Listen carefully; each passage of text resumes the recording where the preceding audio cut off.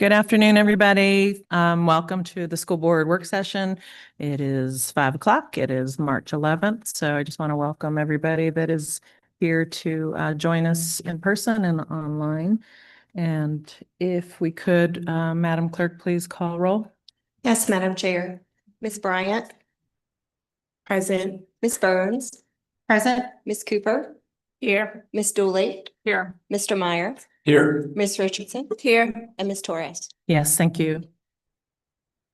And if we may get a motion for approval of our proposed agenda, please. So moved. Second. Second by Ms. Bryant. Any discussion, questions? All in favor? We're going to do voice vote again, please.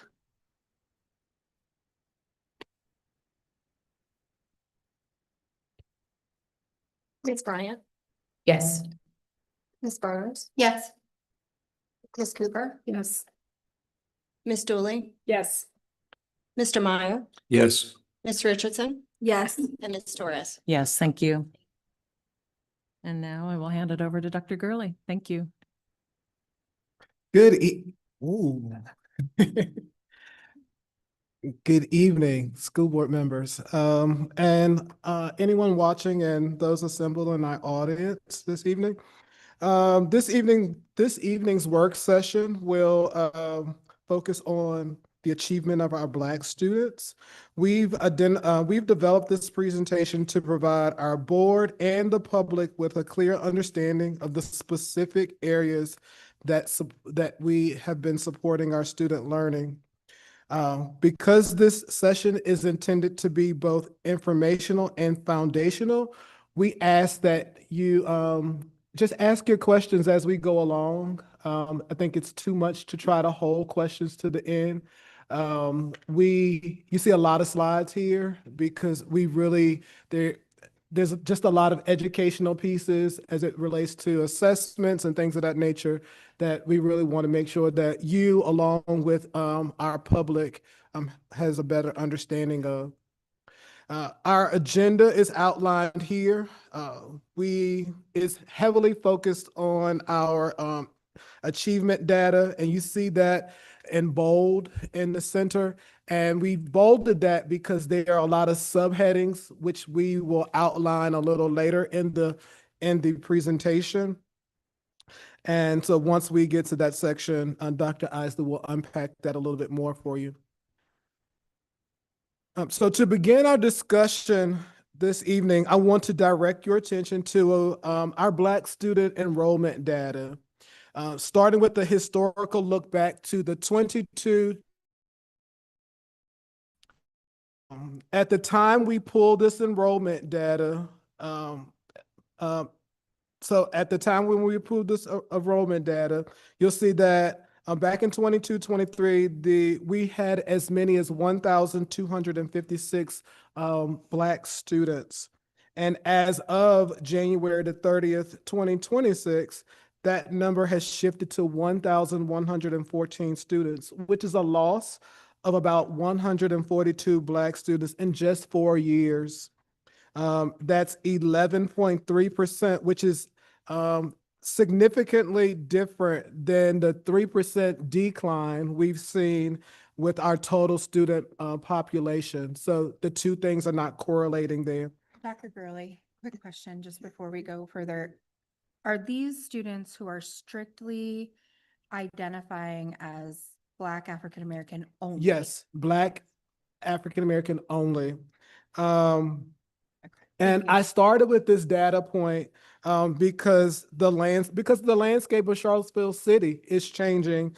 And I think that the shift that we're seeing in the school directly correlates to some of the challenges that you all have mentioned, that you have seen in our community with having access to housing, transportation, and high wage in demand jobs. So these are the types of things that we believe are impacting our Black student enrollment.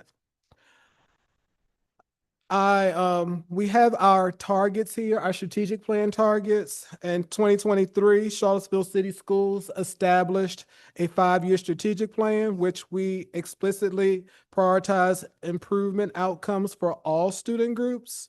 And as we continue this evening, you will see how we have systematically used these targets to address membership groups, specifically our Black students, to help meet our collective goals. I want to begin by setting the stage. In June, we began some very bold work. In June of 2025, we conducted an achievement gap work session with our division leaders and instructional leaders. This forced us to identify systems or the lack of systems that were not benefiting our Black students.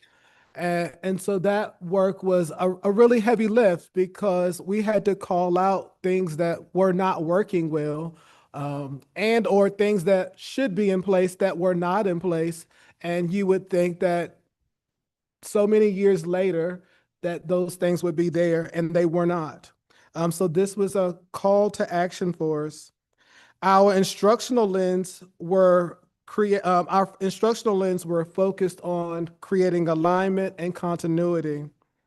In July of 2025, we had a goal of establishing the instructional framework, structures, and supports that led to targeted outcomes. And that was at our leadership advance with our division leaders. And then when all of our staff returned in August of 2026 at our PO Palooza, 2025, when our staff returned for the PO Palooza, I did an opening session, and it was an adaptation of James Baldwin. Not everything that is faced can be changed, but nothing can be changed until it's faced. And so I did an adaptation, and that was our call, that was our charge to all of our division staff, from the custodian up to the superintendent. And so that really was, telling everyone that, we're going to have some very hard conversations, and we're going to face it. And we know that this work is uncomfortable for some people. And, you have to get comfortable with being uncomfortable so that we can shift, we can move the needle. And we're calling out things, and you'll see that we call those things out very explicitly in the presentation, because that's the work that we have been doing this school year. And we know that finally, that if we can do this work together, then it'll create lasting change. And that was the message. And that's the work that we have been leading with every day this school year. And we will continue to lead with from this moment forward. And I have I'm a going question, sorry. Oh, yes. If I may. So regarding the enrollment data, how many of those students would you say are going to local private schools? I know the landscape of the city is changing, but I can name quite a few students who have gone to like Tandem, Peabody. So like, what is that? Do we track that? Do we know what that data may be? Yeah, I mean, most certainly, I think we can pull, like Ms. Skipper can pull data. I mean, it's not data that we look at regularly. I think just holistically, not not all of our students, like when we look at like exit numbers, the exit codes, not all of our students are leaving to go to private schools. I mean, some of them a lot of those exit codes are they're leaving Charlottesville City and enrolling in other schools. And so we're getting those records requests. So yes, some students are, yes, going to private schools, but I mean, they are equally going to the county, to Albemarle County, that is, to Nelson, to Fluvanna, different places. They're leaving Charlottesville City. Yeah, that makes sense. Just with an 11% decrease, you would think that like there would be more to the story about that. And I would wonder if those students who are leaving, if they're high achieving students, if they're doing well in the classroom, then are we tracking that? Because that's then going to affect our numbers and our pass scores. Yes. So I would hope that we are. Thank you. Somebody down here said, Yeah. My question was in reference to the decrease in Black student enrollment. Do we track like how many of these students are dropouts? so that's so we added that slide. So we do have dropout numbers, but I mean, that is definitely not dropout. Those are not dropouts. That number doesn't correlate to the dropout number. No. When I met with Ms. Skipper, we were looking at the enrollment numbers. She said a large percentage of those students are moving like to Fluvanna, Waynesboro, and just out of Charlottesville city schools. So there's a smaller percentage that have gone to like private schools, but the majority are going to other counties and other districts. Mm-hmm. All right. And I'm going to turn it over to Dr. Isley, and she's going to lead this next part in collaboration with other members of the instructional team. Thank you, Dr. Gurley. Now that we've kind of set the stage here for this work, let's dive into the achievement data and the instructional supports we have in place in CCS. So this bullet on the overall agenda was bolded because there's a whole lot here. So this is kind of the agenda within the agenda for this section. And Ms. Swift will be joining me and sharing this work as well.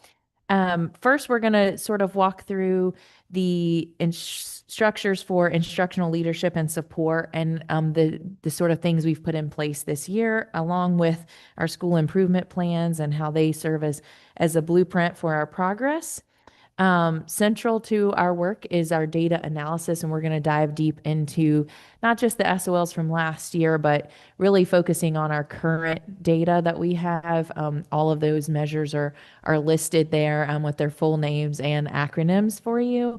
And then moving from that data to action, we'll discuss our instructional response and advanced learning opportunities for students. I'm honored that Ms. Mickens, Dr. Thompson, Dr. Hilton, Dr. Malone will later on join, sharing how they're responding to school-specific data within their buildings. And we'll finish up this section by talking about graduation.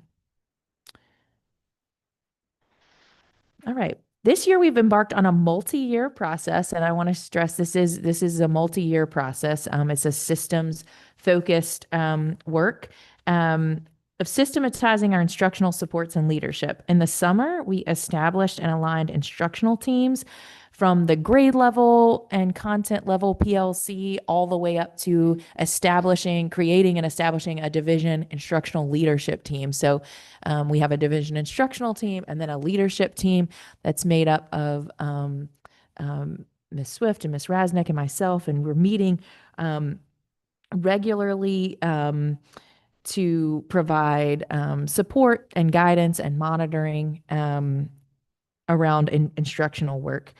This work has included common expectations for teams, for structures, sports, a common instructional framework. We established, again, the division instructional leadership team. We've extended our principals meetings. The one today, I think, was all day to include an instructional workshop component. During that time, we're analyzing data, we're modeling different ways to look and to dive into the data and to monitor our students' progress. We are providing professional learning around instructional leadership and aligning our systems and supports. In addition to the work with principals, the instructional leadership team members have provided data analysis modeling, specifically highlighting the ways we look at multiple data points, disaggregating data by membership groups, including our Black students, and how to support others in this work and our roles as principals, building leaders, coordinators who are content experts. We have implemented a PL professional learning series for assistant principals that's instructional focused on how we respond to what we see in the classroom. So Ms. Swift has provided guidance and support around the school support plans as well, which she's going to talk about next. But just wanted to sort of share this sort of structural, necessary, systematized work so that we can not only provide guidance and support, but sort of monitor this work as well. So I'll let Ms. Swift talk about the school support plans. Hey guys, I have a question. I'm curious, so how often are you guys meeting? The division leadership team, with like the three of us, the instructional leadership team is weekly. That's in addition to our executive leadership team. The division instructional team, which would be like all of the coordinators in the specific content areas, that's weekly outside of when we have the 1 week a month we have principals meetings. Principals workshops are monthly. Mm-hmm. Thank you. Thank you, Dr. Isley. So before we review the data, I just want to take a moment to briefly explain the school support plan process and how schools use it to guide improvement and how we monitor progress at the division level. So the school support plan, sometimes referred to as a school improvement plan, outlines how each school will improve student outcomes and overall performance. Schools begin by conducting a comprehensive needs assessment over the summer where they analyze multiple sources of data, including student achievement, attendance, behavior, and other instructional data to identify their highest areas of need. And so based on that analysis, schools then develop SMART goals and identify evidence-based strategies to address those needs. And this year, we strengthen that process by requiring schools to specifically identify evidence-based strategies that support closing achievement gaps and improving outcomes for our Black students. This ensures that improving outcomes for Black students remains a focused and intentional part of each school's improvement efforts. And so I have a screenshot of one of our school plans, which I know it's kind of hard to see, but just to show, and this is just a snippet of most of them are about a 10 to 15 page document, which shows the goal statement, identified evidence-based strategies for our Black students, and then the action steps following those goals. And so we submitted our school support plans for our TSI schools to the state. And so once those are approved, we are going to put those onto the website, and we're going to include all schools. So each school will have their support plan linked to their school website. So at the division level, we monitor progress through our school success meetings during the first semester. And during these meetings, we review multiple data sources, examine progress towards school goals, and ensure that the strategies identified in the support plans are being implemented effectively. We also conduct classroom walkthroughs, we provide feedback to the school leaders, and we'll hold follow-up meetings when additional support or adjustments are needed. Schools continue monitoring their progress throughout the year and provide a mid-year update on their student outcomes and the action steps outlined in their plans. And so for the federally identified schools for targeted support and improvement, we provide more frequent monitoring and support. I work closely with these schools through weekly or bi-weekly meetings to review the data, monitor implementation of their plans, and provide ongoing feedback and guidance.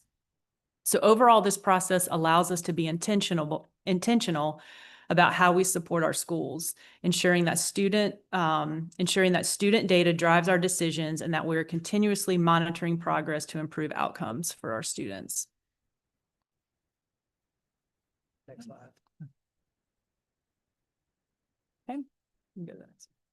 All right, so back in October, we presented the 2025 SOL pass rates and shared sample test items aligned to the new, more rigorous math and English standards on the updated SOL assessments.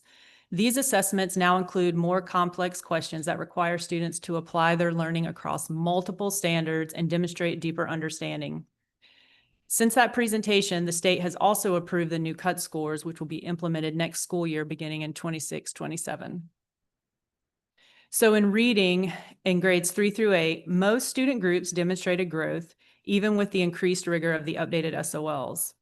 Overall, our Black student group increased from 32% to 40%, which is an 8 percentage point increase, which represents a 25% increase since 2022. We saw that most improvement in grade 4 and grade 6, with grade 4 increasing by 7 points and grade 6 increasing by 13 points. And so on the chart to the right, I have color-coded the cohorts so you can follow their progress over time and see which groups are making the most gains. In particular, our current grade 5, grade 7, and grade 8 cohorts are showing meaningful progress. But we know these results are not where we want them to be, and we recognize that. And therefore, we have put many structures in place that were mentioned earlier, and we will continue to talk about throughout this presentation.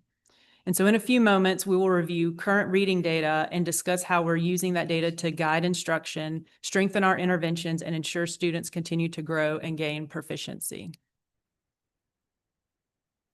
Can I ask a question just for clarity? I want to make sure I'm following along, also using our strategic plan guide, and I just want to ensure that I'm, our goal, our stated goal is 75% proficiency across all student groups. And I just want to make sure I'm correlating, like that's the right number to be watching. Thank you. So I have another question, just for further contextualization. So we see the reading SOL pass rates for the past few years, starting in the 2021-22 school year. Do we have on hand any data regarding how long this has been a persistent problem in the division? Yes. So at the Palooza, I put up a slide during my speech. So I guess let me go back. Back in June of 2025, we went back 15 years. And so our Black students have historically lagged behind. Now, there were some times in I think it was 2011, our Black students were almost at the target. And when the Black students were almost at the target, the test changed in its entirety. And when you look at the trend across the state, Black students were almost at the target, and then the test changed. And I would say you weren't on the board when we made the statement, but the test changed this school year. And while we are saying we made meaningful gains this school year, I mean, using our predictive measures, our students would have had absolutely double-digit increases. But again, when Black students start making progress, the tests change.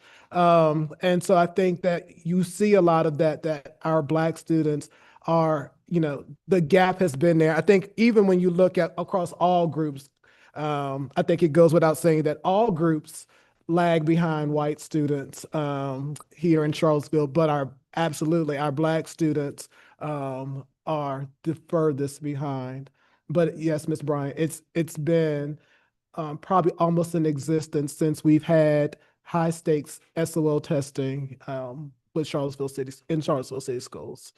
Yeah, so if possible, if you could pull up that slide, I think that data would be interesting to be able to, for the group to be able to know. And then I appreciate that. I think I definitely recognize that when there's progress, the goalposts will change. However, we're looking at like white students' pass rate is at 90%. That's over double what Black students have. And I think like this is not to, I guess, place blame on anyone in particular or the division, but I think it is a bit of a scapegoat type of thing to say like, oh, the test is getting harder because white students are consistently passing at a high rate. So I mean, what is being said for them? No, they're passing, but the rate at which they pass changed. I mean, it changed this time also.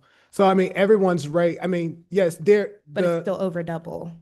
yes, but the rate at which their rate at which they increase changes. I mean, the rigor of the test change. So Yeah. yes, you're absolutely correct. And it's definitely not a scapegoat to say that the rigor of the test, but absolutely, these are tests that and I think, I thought you were going, your next statement was, a lot of what you're going to hear is about what students come to school with in kindergarten, and I think we're going to have robust discussions about what students are required to have when they come to kindergarten.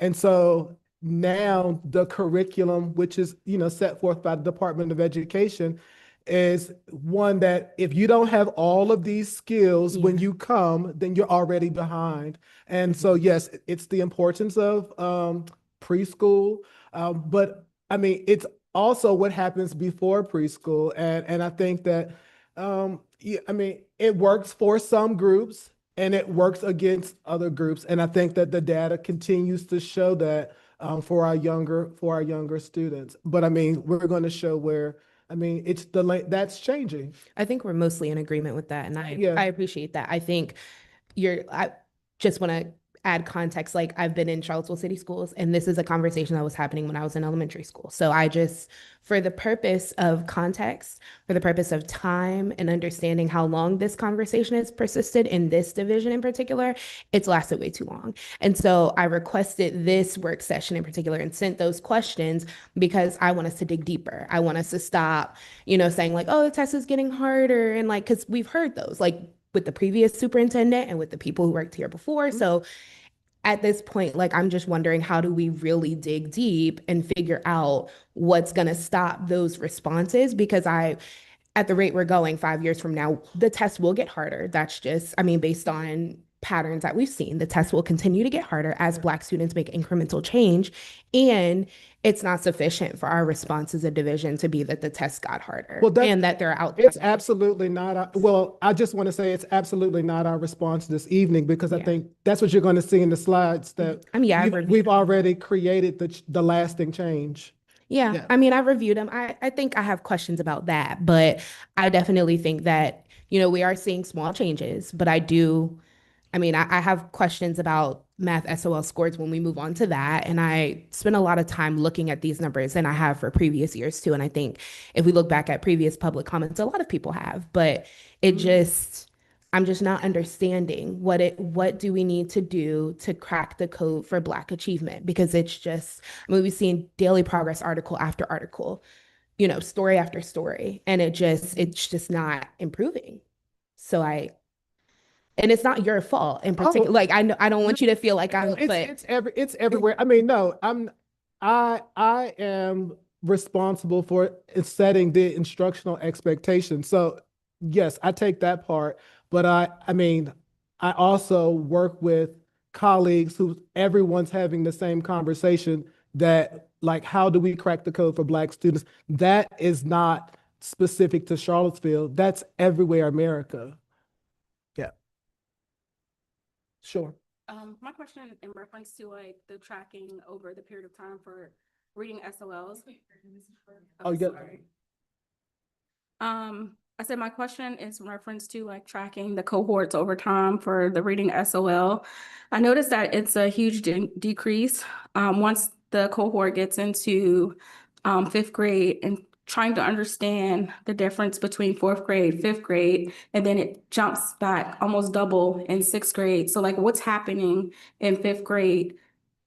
And I know that we're moving to like reconfiguration, and like the movement from fourth grade to fifth grade, we may see an increase or we may see a decrease, but I kind of want to know with some of the changes that we've currently made and looking at these numbers, how does that make sense? Yep, you're exactly correct, Ms. Cooper. So, I mean, one of the things that we have attributed, that the transition, like there are a lot of transitions in the current model. So you go from elementary to Walker, then you go from Walker to the middle school, then the middle school to the high school, of course.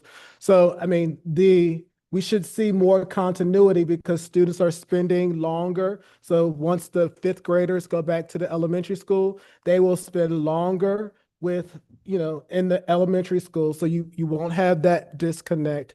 And then we are restructuring the curriculum in a way that it should be a seamless transition to elementary. And I think that's a lot of that instructional planning and that work that we're doing currently. But you do see those dips at the transition. We see that over time. Yeah. So while our reading SOL results show some progress, we recognize that there's still a lot more work to do, and the same is true in math.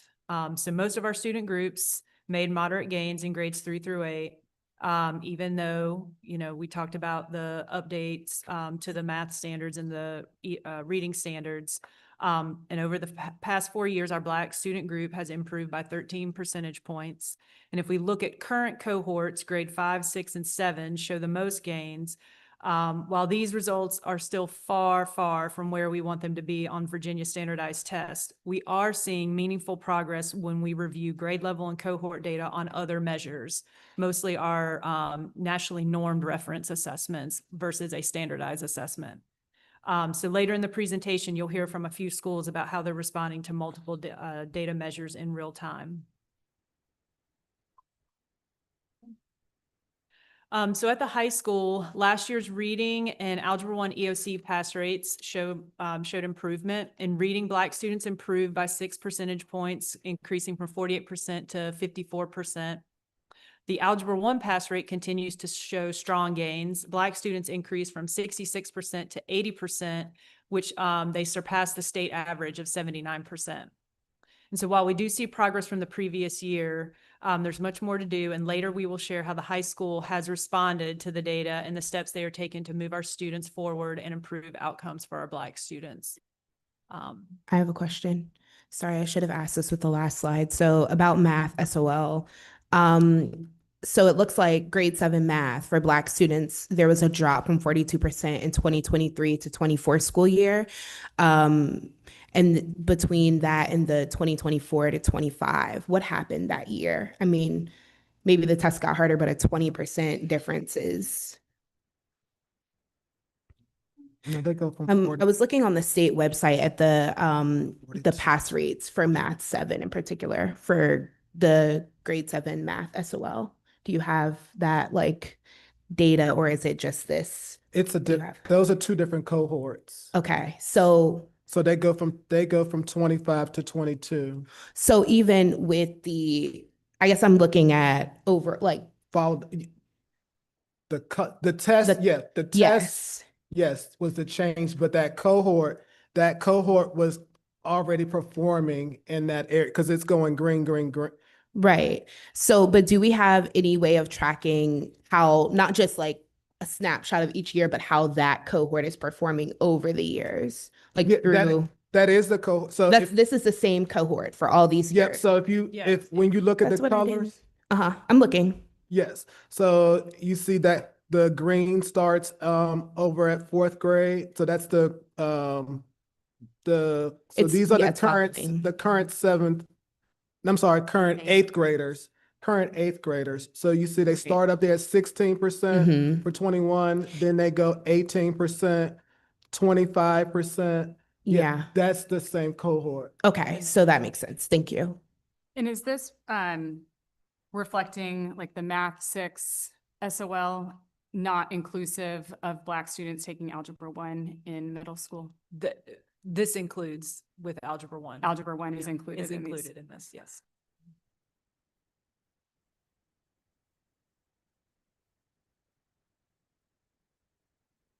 All right, so, sorry. We want to transition now to really looking at our data from this year because the SOLs, those represent last year. And so we're going to start with looking at our youngest learners. And as we sort of go through these assessments, we're going to explain what the assessment is and what it measures and what makes up the components of it. So the VKRP is the Virginia Kindergarten Readiness Program, and it's a comprehensive assessment that pre-K and kindergarten students take. It's 4 parts. It measures 4 key areas. they use the VALS assessment as the literacy component of it. And then there's the early math assessment system, or EMAS, that's a part of it. And then there's a measure relating to self-regulation and social skills that uses a child behavior rating scale that teachers complete. So each of these four pieces all sort of go together to be the VCARE. And they help us understand a student's readiness for success in school.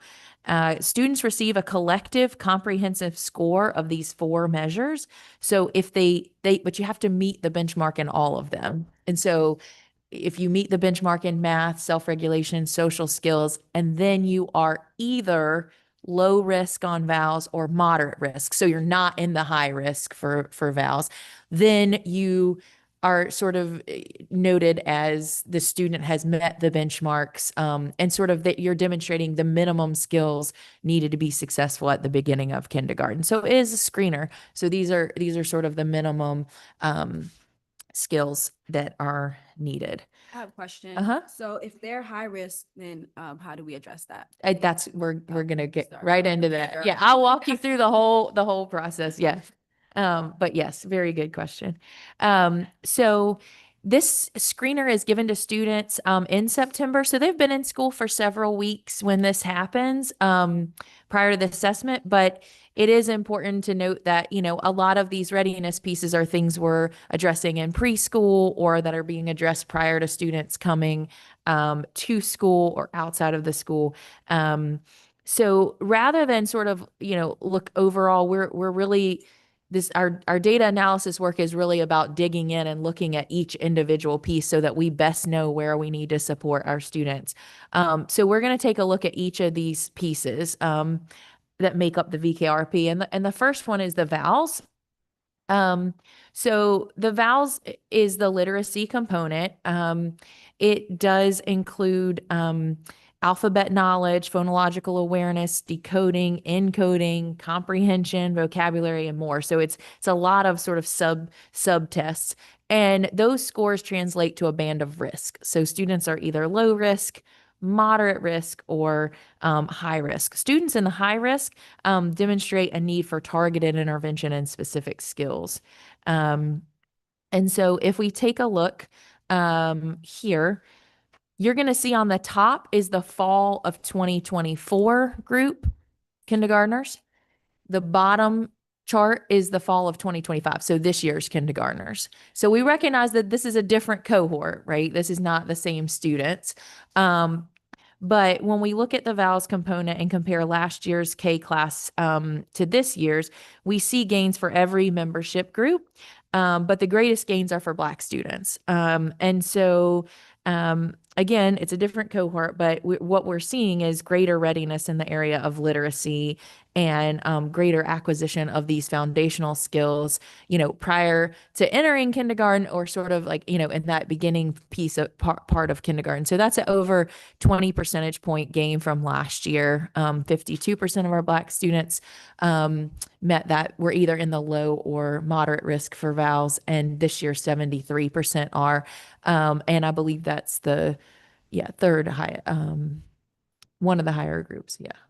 And when we You have it. say thank you, how soon after actually entering kindergarten is that first assessment done? It's in September. So it starts, they have a window of time. I think it's like, it's after Labor Day, I think through the first week of October or somewhere around there. So it's 2-3 mainly, weeks of school and then I think the window starts around, I think I looked at it like around the 4th week of school. But you know, it depends on when they complete it within that window. So it's probably on average, maybe 6 weeks, 5-6 weeks in, something like that. Okay. So again, it really is, we're looking at like readiness for kindergarten. Thank you. The same is true when we look at the EMAS, which is the measure that addresses early math skills. So this includes like numeracy, counting, geometry, shape recognition, patterns, basic computation. 77% of our Black students met the benchmark for EMAS, as opposed to 57% last year.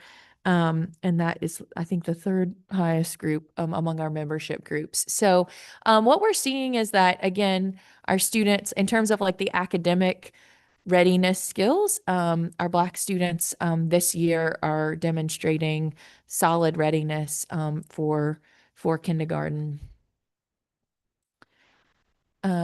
Next up is, did it change? I changed on one. Okay. Teachers complete the child behavior rating scale on self-regulation as part of the VAKRP. So the things that looks at are, the skills needed to like direct attention, work through emotions, manage behaviors in the school environment, those types of things. Listening to others, following directions, staying on task, those kinds of things. Again, this is 73% of our Black students met this measure. I think it was the greatest gains for Black students here among each of the membership groups. And the last one is the social skills piece, and this is measured on the same child behavior rating scale. And social skills sort of, incorporate like working in a group, expressing thoughts and emotions, resolving conflicts in a positive way. And we certainly see significant gains here for our Black students. But do note that this is one of the lower measures compared to the academic ones, particularly the math. So each of these things makes up the VKRP, but again, it's really important to not just look at some overall score, because we really have to dive into what each of these areas tell us about our students and how we can best support them at their start of school with us. Doctor, Oh, so sure. you just showed us 4 slides where there was significant improvements in year over year. What happened? Yeah, it's a good question. Is it COVID, or what are we talking about here? Or did we have can you identify a action that created this change? Yeah, well, keep in mind this does happen early in the school year. So this is about readiness. What you're going to see on the next several slides is how students did based on their preschool experience. And what we do see is significant gains for students who attended our VPI funded preschool, like here in Charlottesville.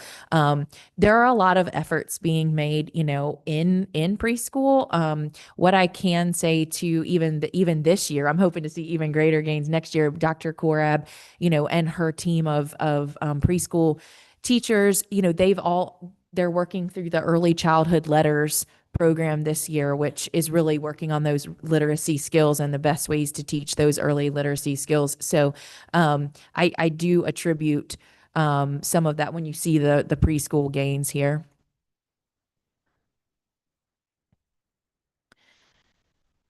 Again, we know this is given several weeks after school starts, but an essential piece here is what happens before students come to kindergarten.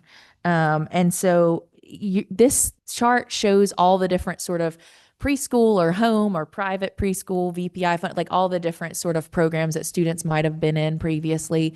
And what we see is VPI or local funding for VPI. So like the type of preschool we offer here, we see huge gains, more than 20 percentage points for students who have attended those programs in terms of their VALS early literacy. And remember that, last year teachers went through, there was a big literacy push this past school year. So we're really excited again to see that continue with the letters this year. Is there maybe a list that we can see who the VPI schools are? Like, I know they're ours, but then community-wide. And I just ask that because there are a lot of different organizations and groups doing the work who are, grant funded or city money, and just would be interested to know like who is doing that like specific VPI work. The people that we push into the programs the facilities that we push into. I think So So like would the YMCA be considered a VPI, like their early learning initiative? Is Barrett Early Learning Center, like, as I'm thinking of like the local available resources? So it has changed a little bit in the past few years. So it used to be that we had mixed delivery sites where like we actually like we wrote a check for our VPI portion, and then the other portion was covered in some other way. It could have been daycare subsidy, it could have been parent payment, things like that. That has changed. So mixed delivery has changed the way they do funding. But we can find out like between the different years what is playing into like VPI or local funding for VPI and VPI pilot. I don't believe it's any of the mixed delivery sites. That's helpful. Thank you. And though there's like open enrollment for our preschool so like there are not, I guess when they come to kindergarten, is there any way of knowing what schools they're coming from? Oh, yes. So you guys do keep that data. So like, do we have it like to know like who's coming from Barrett, the percentage and how they're doing once they? Yeah, they're putting on that, it goes on the. It's parent reported. Mhm. So that's that, you know, they could have gone to Barrett for 3 months and then come to us. And so that it isn't as accurate as like if there was like a state report. But we do know preschool experience. So like we know for sure when they've been in Head Start, and like we're in a consortium through Go to Grow.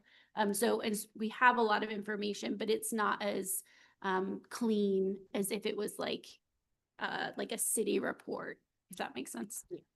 And then with our early learning center coming, consolidating that allows us more capacity, right? Like to serve more students. And then do you know, is there continued work on the slots, the number of slots, and having some ability to like the number allotted for 3s and the number allotted for 4s versus giving us at the local level the ability to mix and move 3 and 4?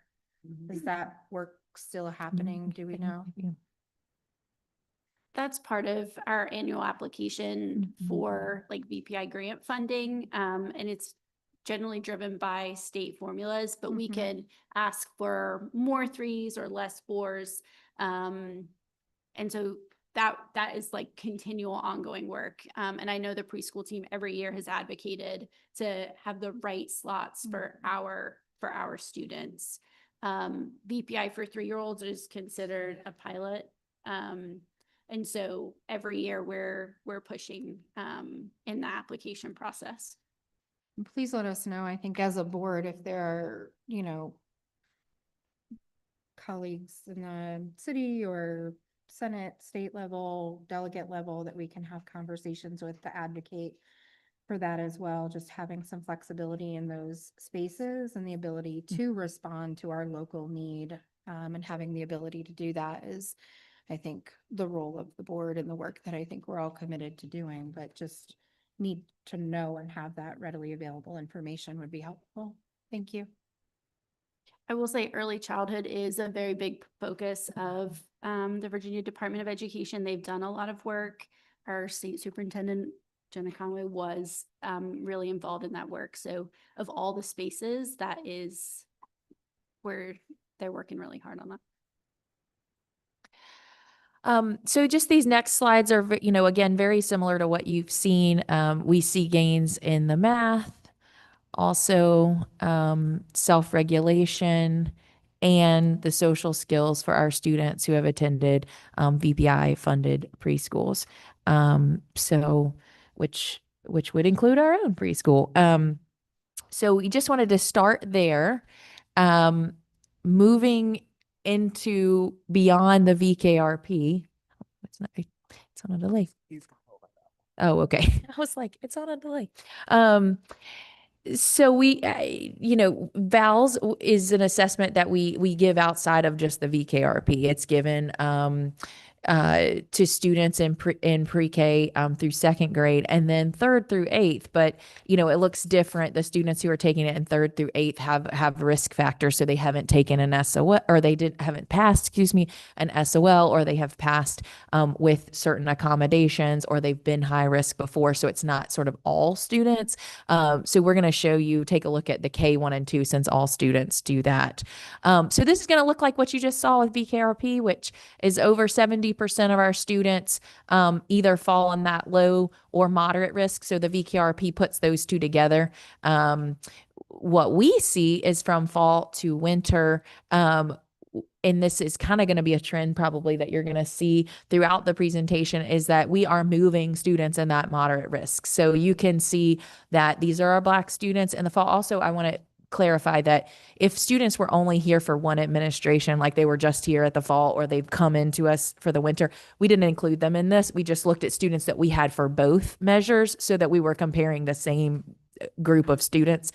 So you can see we made significant gains in moving Black students who were in the moderate risk into that low risk, even though, that bar is moving up. So it's not like what the benchmark is at the beginning of the year is still the same benchmark at the midpoint of the year. You can go up in your score, and you have to go up a certain amount to even stay in the same band.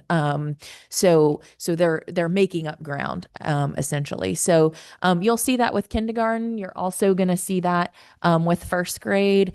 You can see that decrease in the number of students in the high risk, and again, getting more of those students who are in the moderate, getting them into that low risk range. And this trend is similar also for second grade, decreasing the number in the high risk and moving more low risk students into the moderate risk. I have a question. Yes. So you said that the students who were not here for 2 administrations were excluded from the data set. How many students would you say that is, just so we know? It was just a couple, maybe. Yeah, a couple. I don't. Okay, Yeah. for all grades, just a few. Yeah, we went back through and were like, take one out of this group and one out of here, or 2 out of here. Yeah, It was just a handful of students. But our numbers aren't huge, and so it is important to if we get students in and they all, it's only a couple students, but they're all in one group, that can skew. We really want to see like the impact we've had. So that's why we focused on those who were here twice for both measures. The DIBELS is another, it's sort of our another assessment in addition to VALS. It's the dynamic indicators of basic early literacy skills, and we give this to students in grades 3 and above.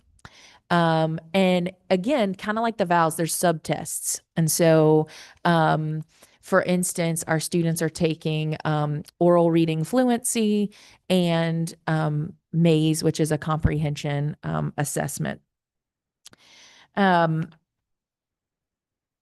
MAISE measures comprehension through context-dependent word selection. So as you're reading, you have to understand what's happening to select kind of the next, like the appropriate word that fits. The ORF, or oral reading fluency, is sort of 2 parts. So when we talk about fluency, we're talking about accuracy, and that's decoding the words correctly, and then the rate, like how fast you're reading. So each of those is its own measure. So we're going to take a look at the DIBELS in 3rd and 4th grade. All students in 3rd and 4th grade took this assessment at the beginning and middle of the year. So we're able to look at this. Unlike the VALS, this one's a little trickier to pull all of the students out who didn't have each measure. So there may be slight variance in the numbers from the beginning to the middle of the year. So here you're going to see on the left the composite scores. So that takes into account that accuracy score, that like the rate score, the MAISE, the comprehension score. It's taking into account all of those subtests. Kind of like how the VALS has a composite score. And what's really important is that if you just look on the left, you'll see that it doesn't look like a lot of progress is being made. It doesn't look really where we would like it to be. We see that, so the first column is third grade beginning of the year, the second one is third grade middle of the year, and then fourth beginning and middle. And so, core support negligible risk, that blue is kind of like students are kind of above what is expected. The green is you should be able to, with strong tier 1 instruction, be good to go without additional supports. The yellow is more that moderate or tier 2, some strategic support, and then the red is the intensive. So that picture is not very positive on what we would like to see, but this is going to illustrate the importance of digging deeper into the subtests. So when we look on the right, that chart is just the accuracy assessment. So just the accuracy subtest. So that's grade level texts in third and fourth grade and how accurately students are reading them, our Black students. So accuracy, that's related to decoding and word recognition. So this is what early readers grapple with. So even if their rate is low, they're recognizing words and they're accurately reading them. And again, it's grade level text.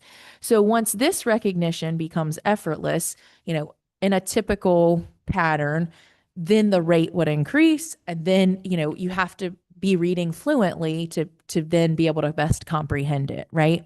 So what's happening here is that this measure is taking all of these things into account, and the expectation is rising as the year progresses in terms of what that composite score is. And when we drill down and we look at accuracy, we see our Black students in third grade are making great gains in their accuracy. We've gone from 35% being in that core support, which is like not needing additional help to accurately decode grade level text, to 63%, and the reduction of that intensive support from 49 to 21% from the beginning to the middle of the school year. So what we should see is growth in that speed and comprehension now that students are decoding accurately beyond that. So it's sort of that composite kind of masks like the progress that is being made, which is that, many of our students, our Black students, are accurately decoding grade level text. And we're seeing great gains in that. We see readers. These are students who are reading. And we look forward to that accuracy, that accuracy leading to greater rate and greater speed at reading, and then in turn, greater comprehension and understanding of what's being read, which would then all play into that composite score. So is the expectation that the end of year assessment would show the composite score, like all these metrics catching up with one another?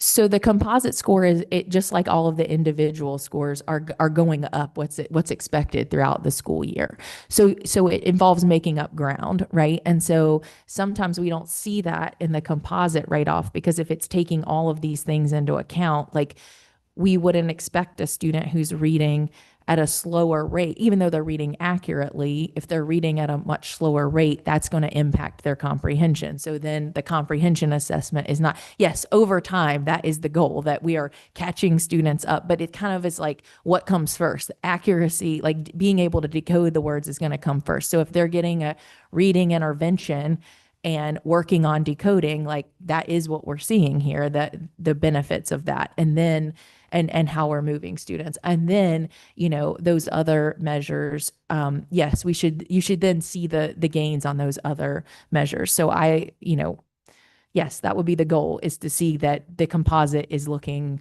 more in this direction as well. I just had a quick question in reference to the number of students.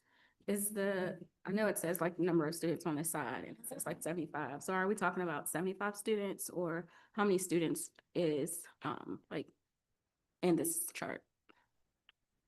Yeah, I don't have the exact number on each one. I could get that for you, but it is, yeah, it's in the 60s and low 70s for each That's about how many Black students we have per grade. I have a question. So are the fluency tests, like the pull-out tests, still taking place? Where it's like, how many words are you reading per minute and accurately reading them? And how does that play into this data at all? Yeah, Is that monitoring of that. Yeah. So this is kind of the we're going to give this to everybody and keep a check, right? Because just like we are trying to move students out of the high risk and the strategic support, each test has a different name for them, but these different levels, right? We also need to make sure we're maintaining for students who and that they're continuing to meet the benchmarks who are already in that green or blue level. So yes, when students are in intervention, they are monitored regularly. It's very regular. I want to say like every 2 weeks they are receiving in a normal pattern that monitoring work where exactly what you're talking about, that oral. So if it depends on what they're working on though and what their goal is. So if the sometimes that might be what we call like nonsense word fluency, where they're reading it's not like a real word, but if you can decode it, then you're understanding like the decoding practices and skills, or oral reading fluency. So those checks are happening for students in intervention. This is our way of still checking on everybody throughout the year. And I think one thing we've talked about that I think is, all of this is like learning moments for everyone. And I think one of the biggest takeaways that we've had throughout the year, but specifically in looking at this data, is that so often people make the generalization of saying that Black students can't read in Charlottesville. And so I think the power in what Dr. Isley is showing is that when you look at the composite score, or if you look at an SOL test, then you make a generalization about what Black students can do. But when you look at, these are third grade Black students, and when you look at the students who are in core support or strategic support, these students are reading fluently on grade level. And so that's 80% of the that's 80% of third graders. And so, but we hear a narrative that Black students cannot read when we have data points that show differently. And so that's why we have worked very intentionally this school year and like extracting the data, and really showing that like that's not what these data points are showing. People usually use the easiest thing that you can find, but the work that's happening in the school is the triangulation of data, digging deep in the data, and then so this data is showing you at the third grade, which we spend a lot of our conversations talking about what happens by third grade. This is 80% of our students using these assessments, are reading on grade level fluently. And so I think that that's part of what we put in our toolkit, which is counter to some of the narrative about what Black students can do. And I think, and it's this, the number is not as high in fourth grade. I mean, with the fourth grade, I'm sorry, it is as high on fourth grade, because when you look at fourth grade at the middle of the year, you're talking about 78%. So you're talking about 80% of third graders, and we're talking about 70% of fourth graders. And so I think that's just worth noting as people are having conversations and making assumptions about our students. Does this also measure comprehension? Yeah, so it's a couple different parts. So the oral reading fluency, it's actually two parts. So you're looking here at the accuracy. That's whether they've decoded the words correctly or missed and said the wrong word. So you've got to get a certain percent in order to meet the accuracy benchmark. You've got to get a certain percent right.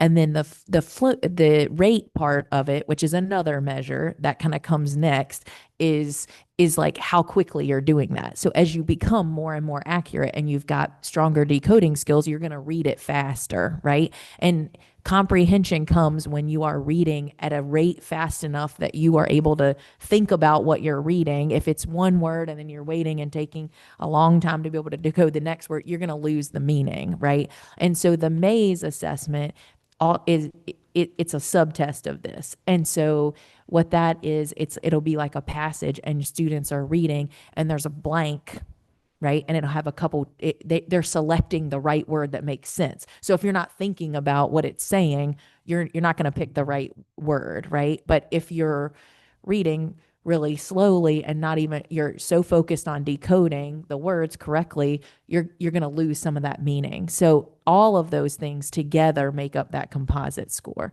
And what we're saying is we're seeing a lot of progress on sort of what feels like the first step of that work and the actual like decoding and reading the words correctly. So the next piece is to see those gains on the fluency and the comprehension. So where are those numbers now, though, as they currently stand? Like, do you have that data? Because this is just one piece. Yeah. So we can pull that data. I mean, you kind of can see it in the composite because you what you're looking at in the composite is not nearly as strong as the accuracy. So we're certainly not where we want to be yet in those pieces. But this was more to just to illustrate how we're diving into the foundational pieces of that and where we are seeing the progress and yeah, you can kind of see it in the composite because it's not. I mean, you can. The reason that I asked, though, was because I'm wondering if I know we just went through the budget and we talked about positions. Do we have the current amount of like our ideal number of specialists, interventionists in their current role? Or do we have a dream of being able to have more to meet those goals, those specific goals that would be stated in the data that we don't have in front of us? Like, just based on what you know, do you think that we need more reading specialists, or do we think that it's going to just improve over time? I mean, I think that that's also a question that I was basically asking when we had our last budget work session, is just like, do we need to put more money into that? I mean, most certainly, I think, Ms. Bryan, most certainly that, yes, I think when you say in the dream, like, yes, I mean, the more bodies to continue to make those groups smaller, to reduce case sizes, absolutely. But I think part of it is like the work that we do already with like strengthening tier one. So like, I mean, the great tier one, specifically when we're talking about like when we looked at the data for our kindergartners, where they're showing the readiness skills. So if you use kindergarten as an example, if the students are demonstrating the readiness skills coming to you, and then you have really strong tier one, and when we say good, really strong tier one, I mean a lot of things are happening within that explicit instruction within that reading block, right? So, I mean, there are stations, there are teachers who are providing support, they're providing support, maybe which looks like tier two at a table. If all of those things are working really then the staffing that we have should be appropriate. But I think it's about, what's happening at the younger grades will have some implications on what's happening at some of the other grades. But absolutely, I mean, yes. I mean, if we could like continue to add more, I mean, it would definitely reduce some caseloads. But I mean, I don't know that just always adding the more people is like the solution if we've not fixed the systems. Yeah, so if accuracy is like the first building block, then the others would build on top of it. But I guess if we're saying that based on looking at the composite scores, there is a drop off somewhere, then could we be dedicating more time towards those other building blocks? I guess, what is the staff time or what is the need there around that? Like, I think that would be interesting to look at as well. Thank you.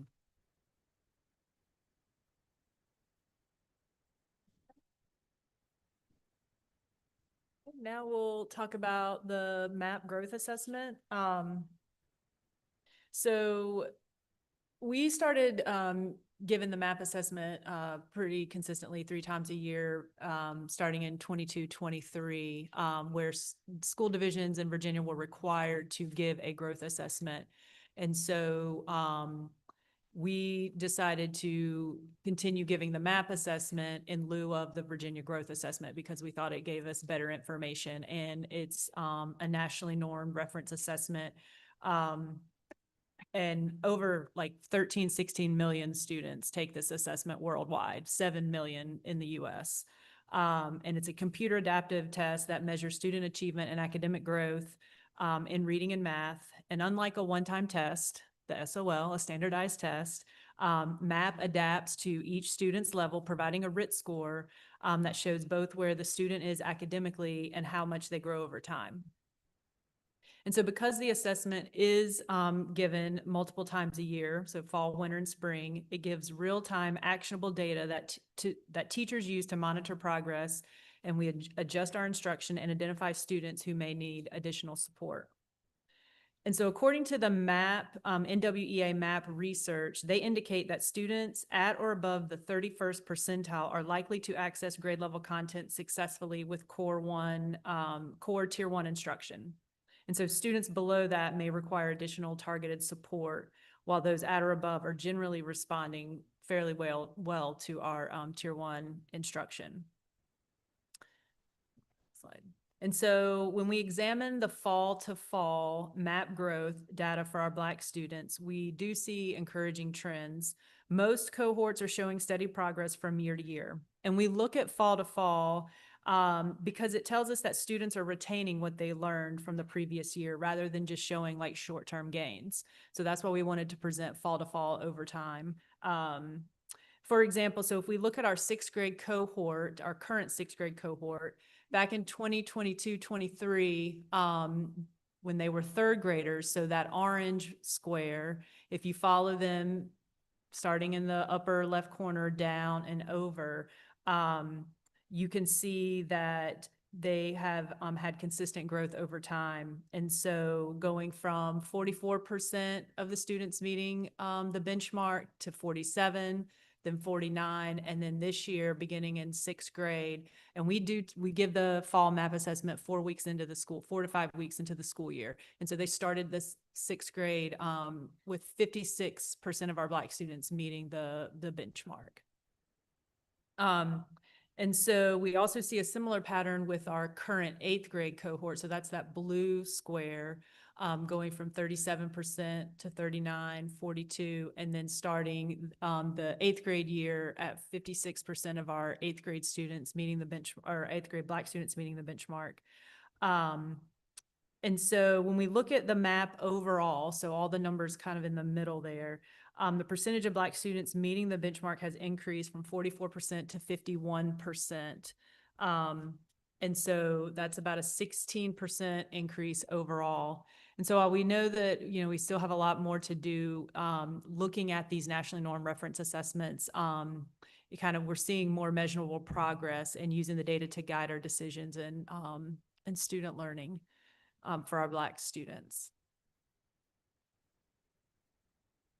And so in math, we do see similar trends. So again, following the same cohort, our 6th grade cohort and our 8th grade cohort, with the current 6th grade cohort, we started with 44% meeting the benchmark. We did see a dip in 4th grade, and then slight gains in the beginning of 5th grade, and then when they started the year in 6th grade. So all the work happening during that 5th grade year, providing good tier 1 instruction, tier 2 supports, tier 3 interventions. We saw that that current 6th grade cohort started the year with 57% of our Black students meeting the benchmark. And so then when we look at that 8th grade cohort, 25% when they were 5th graders started the year in 5th grade meeting the benchmark. And then when they started 6th grade, they maintained 25%. And then we did see an increase in 7th grade. And then at the beginning of 8th grade at 50%. So doubling since their 5th grade year, starting that school year.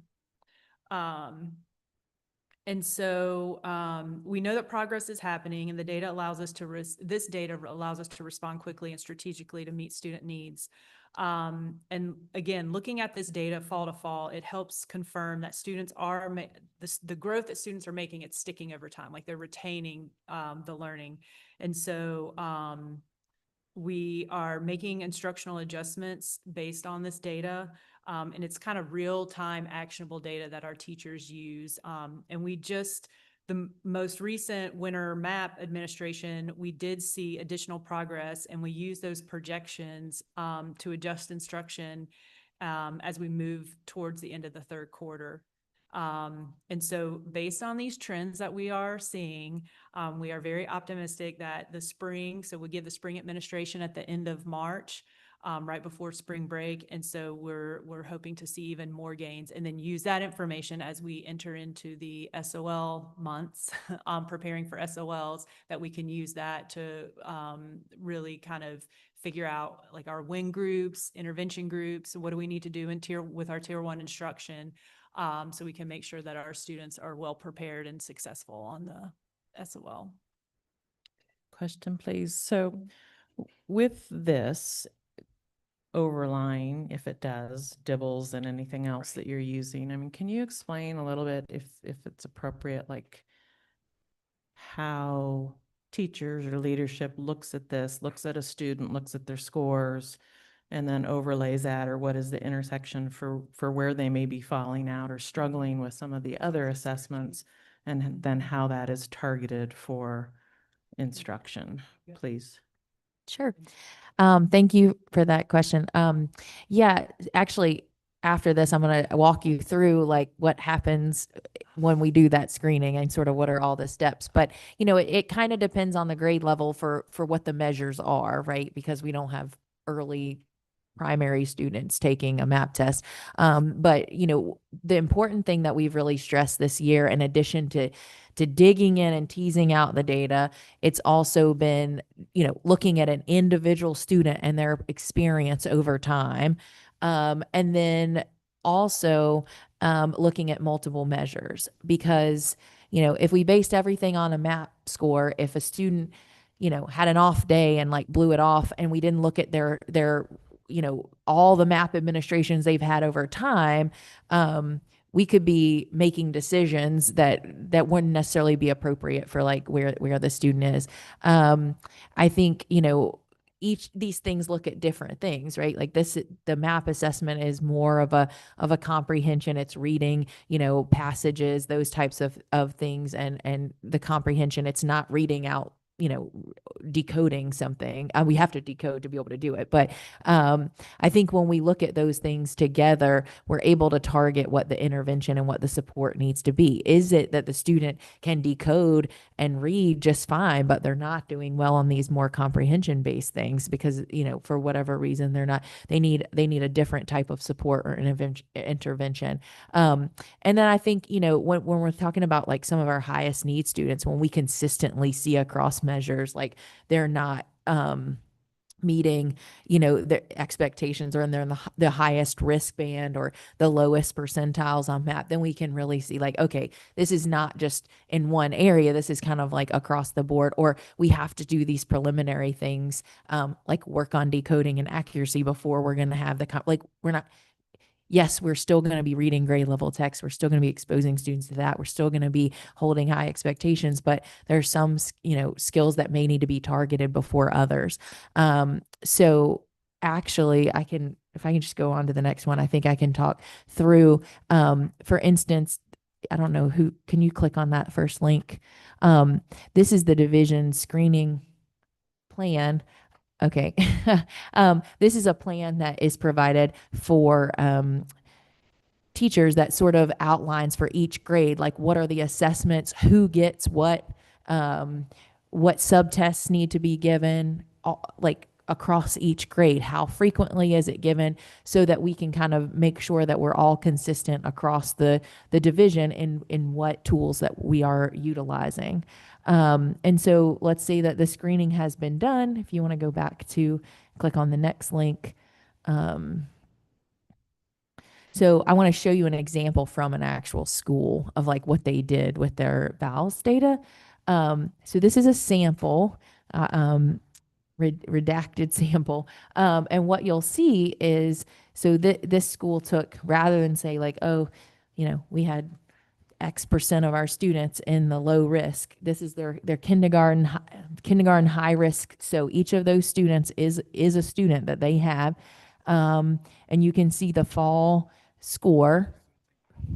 The students in yellow are Black students. You can see the fall score there. So all of these students were in the high risk band. But what feels different this year and what's more like digging a little deeper is that column C that says distance from moderate. So we're looking, how many points are they away from the moderate risk level? That's the next risk, like level up. Now remember that target changes from the beginning of the year to the middle of the year. You can see that off to the side. But rather than, just saying, oh, well, the student went from, a 432 to a 542, great, that was an increase, or 432 to a 495, great, that was an increase. We're now looking at the mid-year benchmark and how are they getting closer? So like if you look at student 2, who's one of our Black students, that student was 87 points off from the moderate risk band in the fall. They're now still in the red, so you're still going to see them as a high risk student, but they're only 25 points away from an increased target. You will also see students, 7 and 8 right there.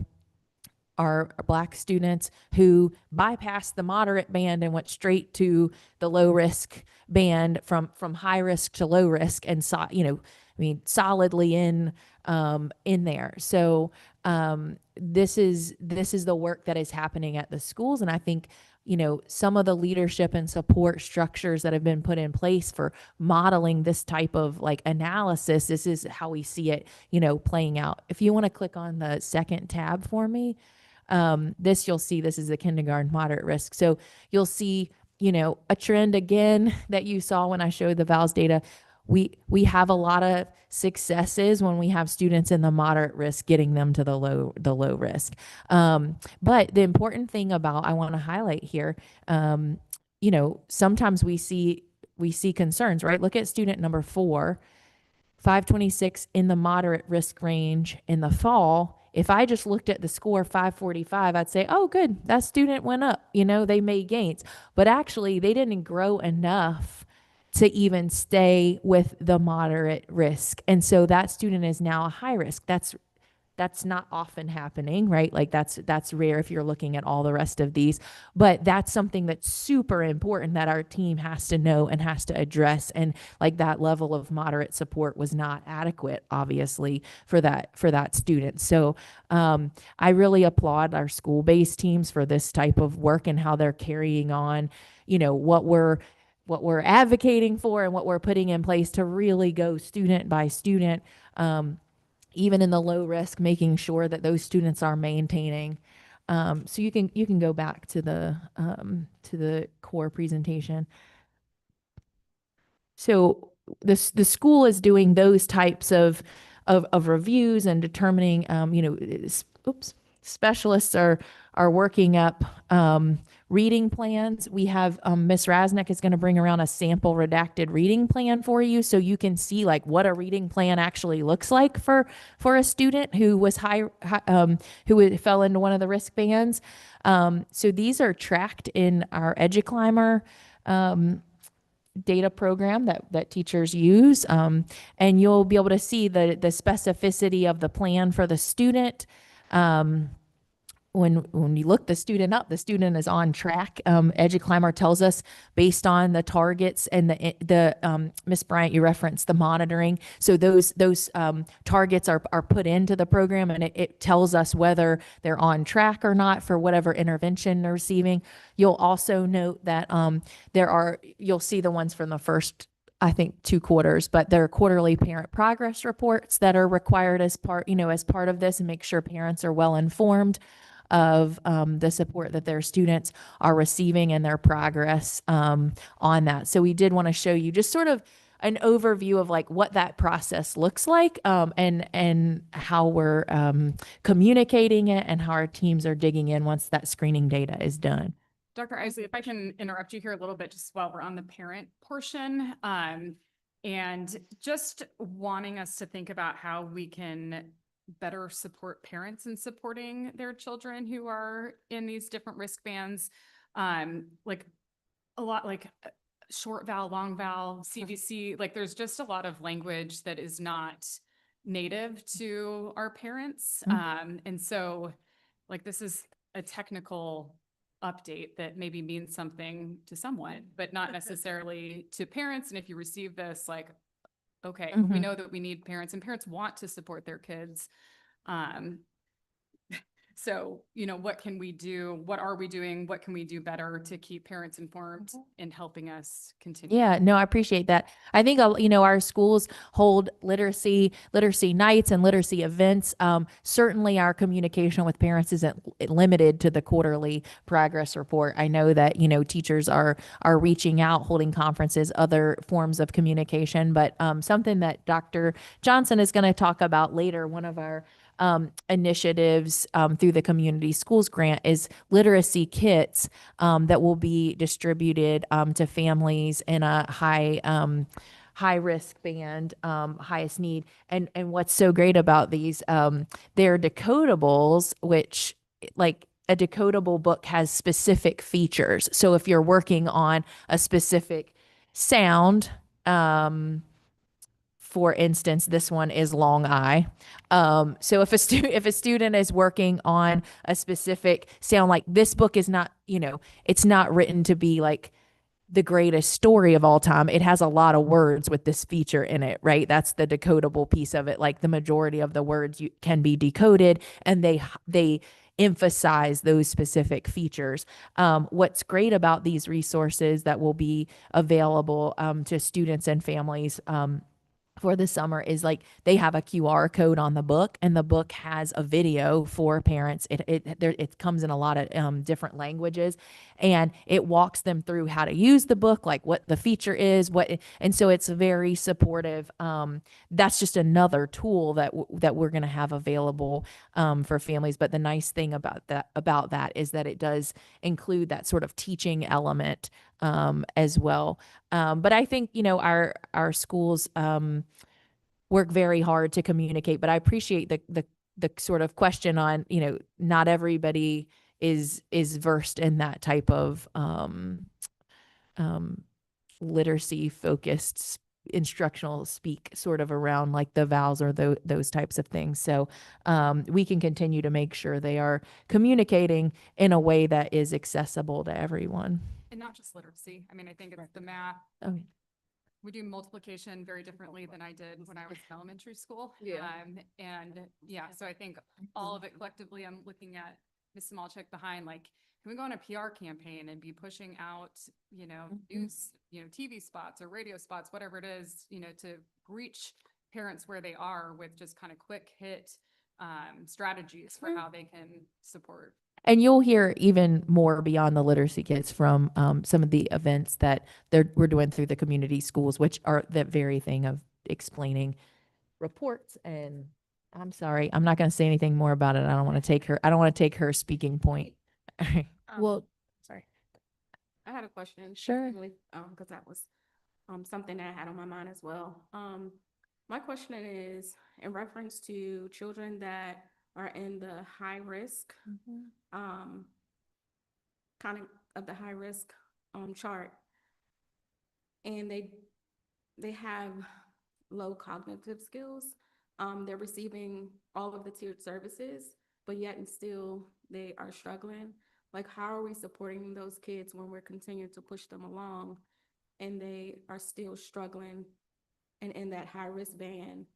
Because I think that a lot of children that are in that high risk band and are receiving all of the tiered services, but are still following their peers and getting pushed along, but don't have what it needs as the rigor gets tougher, struggle with confidence.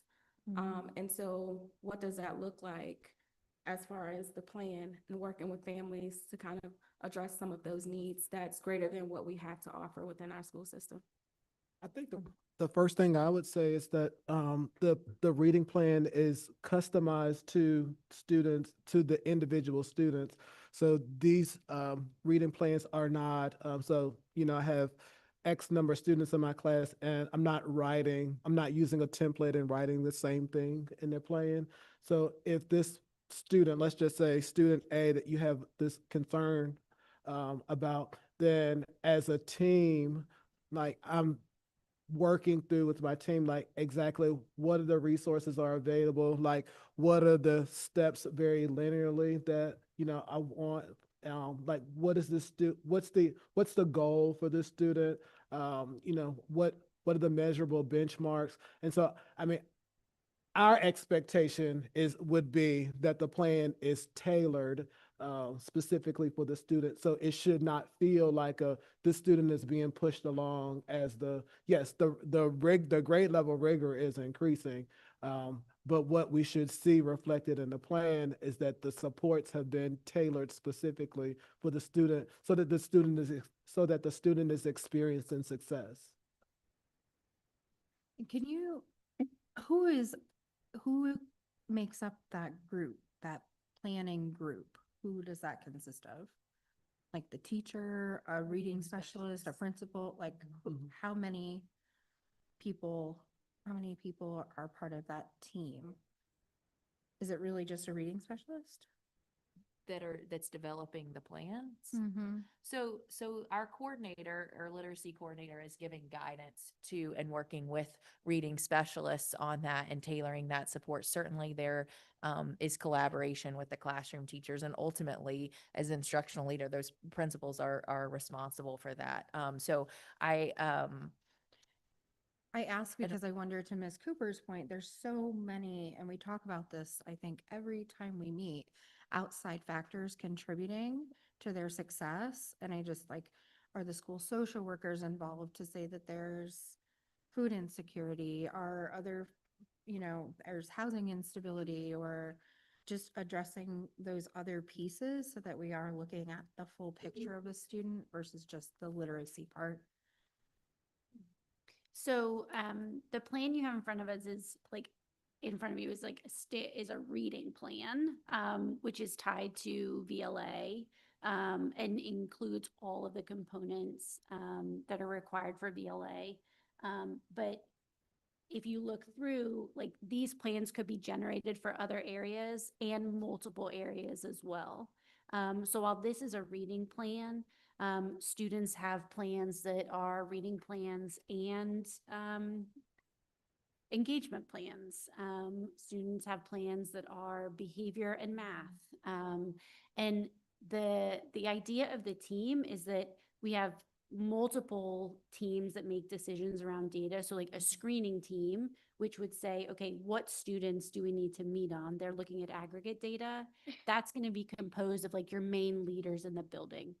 So your reading specialist, your math specialist, you'll have the social worker or school counselor and administrator. They're kind of asking that question, okay, who do we need to have an individual student meeting for? And then the team for the student is based on the student's needs. So sometimes those teams are primarily people who connect families and students with community resources. Other times they're primarily academics or academic professionals, and it's based on what the data has shown us. And we are really fortunate. We gather data across so many domains. We're not perfect, obviously, and there are times where we get into a meeting and we hear a concern from a parent that didn't come out on our data. That also happens with teachers. We might hear a concern from a teacher that didn't show up on their beginning of the year CBERS or their mid-year DESA. So it's that we screen and then we verify so that team can change. And I think the student is at the center, like how the student is being supported at the center. Can I ask a question really quickly? Well, first, this is good. Thank you, whoever printed this out for us. It's good to see this. I guess the question that I have is like, how often do these sort of reports prompt like parent teacher conferences? And what is the response rate? Like, I know it's not necessarily like we're not seeing like a redacted response from a parent, but like, how often are we actually thinking that parents are following through? Because I mean, it is clear that reading help has to happen outside of school. Like that's not fully the school's responsibility. So I guess I'm wondering like how often are parents actively doing the things? Because I read here like in the comments, like the teacher is sending home stories and like, you know, sending repeat stories and like doing that repetition, but like what's the parent's response, I guess? Do you have anecdotally any? I think anecdotally, I think the way we find that out is by having those solid, like repetitive and ongoing conversations with families. Okay. I think it's a data, from my perspective, thinking about all of the domains, it's a really hard data point to gather. Yeah. But what's exciting and about community schools is that we may not be the only people who have to gather those data points. And so that's an opportunity that's new and a way that we can explore getting that feedback from families from multiple different sources, with keeping that child at the center. Yeah, that's what I was going to ask. I know we have like an MOU with City of Promise, for example. Are we looking at their data that they're gathering about how, I'm sorry. Oh, okay. That students are like, what their progress is. Like, are we looking at those community partners or the MOUs that we have in that data and then going in with these individual reports for students and like cross-referencing? Yeah, so, yes, ma'am. So in the presentation, when we get down in the presentation, some of the work that some of the required work will be that in order for us to maintain partnerships with, and collaboration with community partners, like producing the, outcomes data. Yeah, and we'll talk about it a little bit more. Thank you. Ma'am? Not, I would say, some community partners produce the, data, more readily than others. Yes, ma'am. I just had a comment. And not, yes, No, go Dr. ahead. Johnson said, and not in a formalized way. And so that's the part that's the system. So like when we say like, hey, some of the things we've not been getting right, I mean, so now we're formalizing across through our community schools model, like if you're going to continue to work with students, with CCS students, then we need you to produce some outcomes data. I think just if I could comment on the letters themselves that we're seeing here. I mean, I just want to be mindful of the families that we're sending letters home to, that it's, we don't know if the parents can read or what the parents' ability is to comprehend the letters that are going home. And I just wonder if that could be another piece of Miss Julie's PR campaign, of decoding some of these things in a digestible form that parents, caregivers have a meaningful interaction, because I would love to think that every parent reads every single letter, and I am sure they are. But if they are not, how else are we meeting people where they And are? it's one form of Perfect. communication. Thank you. But yes, I mean, if we haven't said this already, I just want to make sure that I say that our teachers and specialists are doing a dynamic job in terms of like, it's not just sending the letter. Our principals are requiring the follow-up, and you'll hear that when the principals come up to talk about their work as well, which they can start making their way. I also wanted to make sure you knew that, like, this isn't what a parent receives. So this is actually this is multiple communications.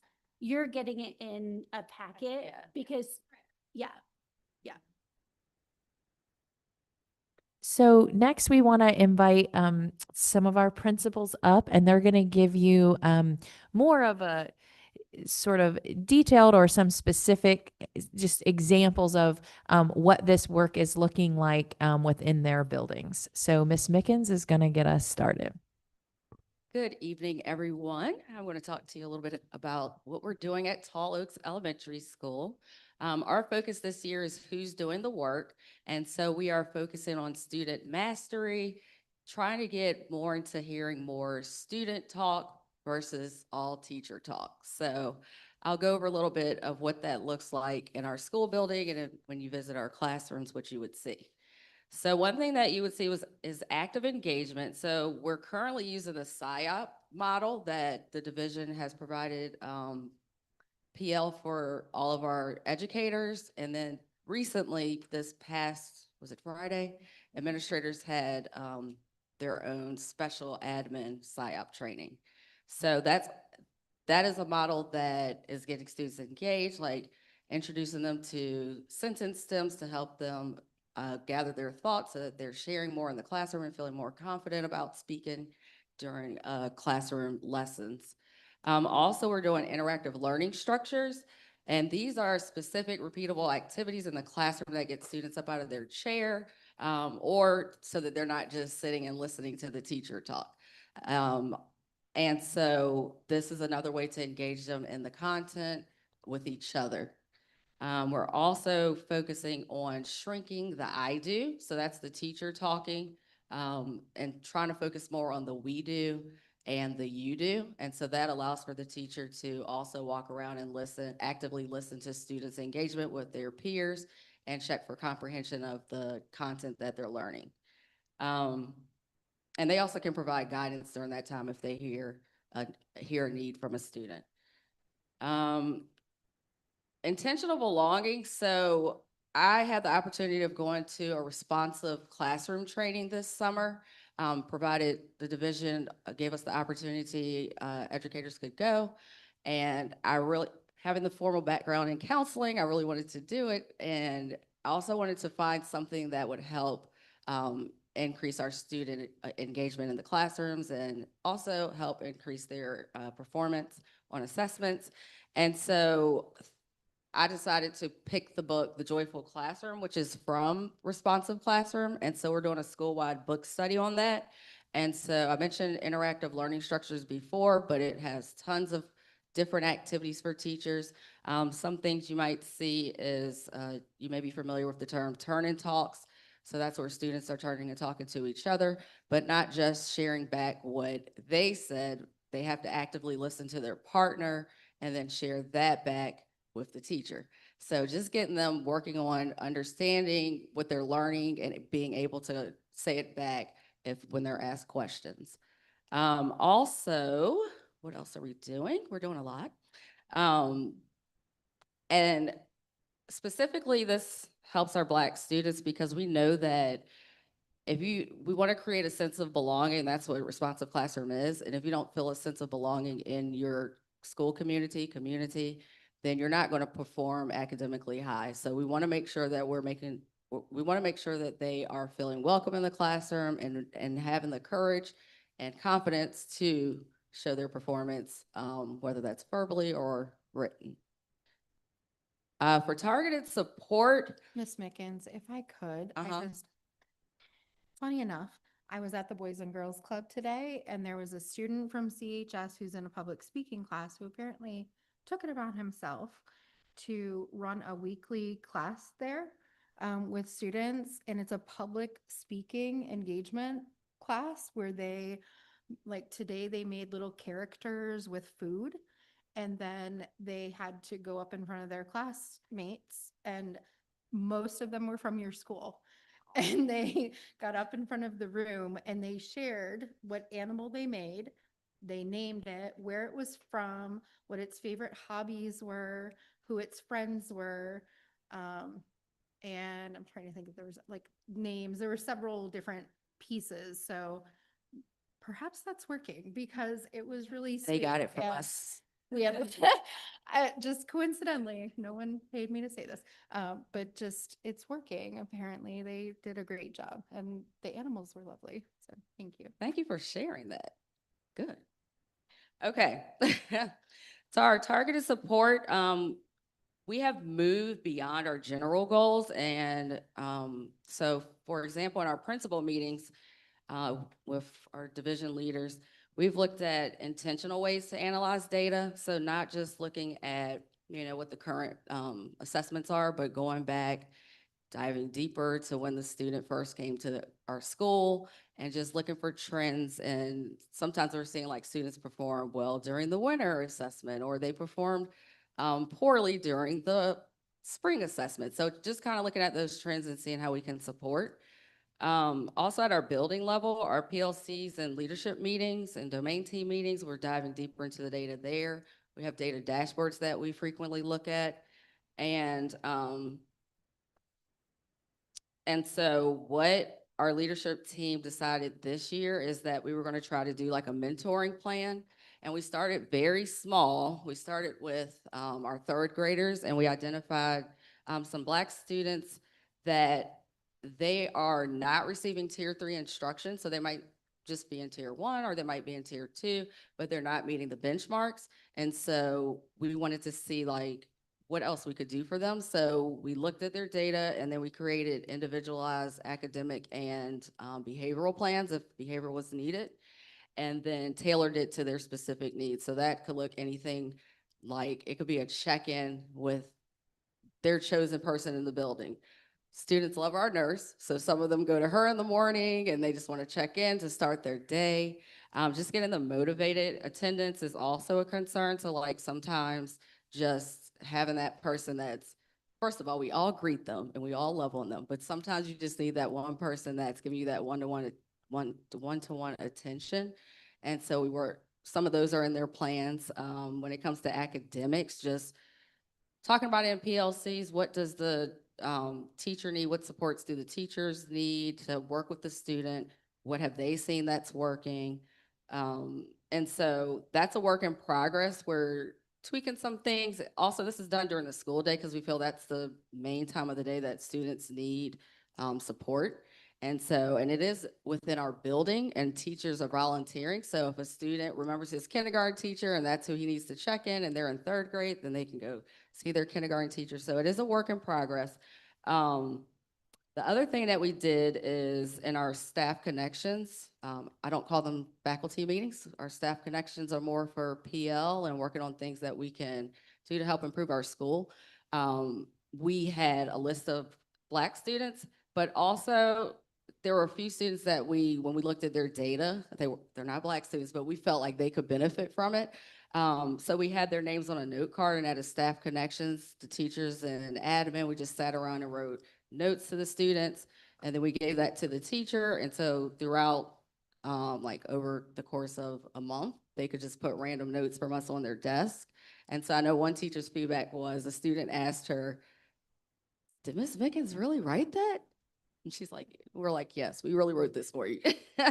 Your teacher did not write all these. So we know that that's working with helping to motivate them.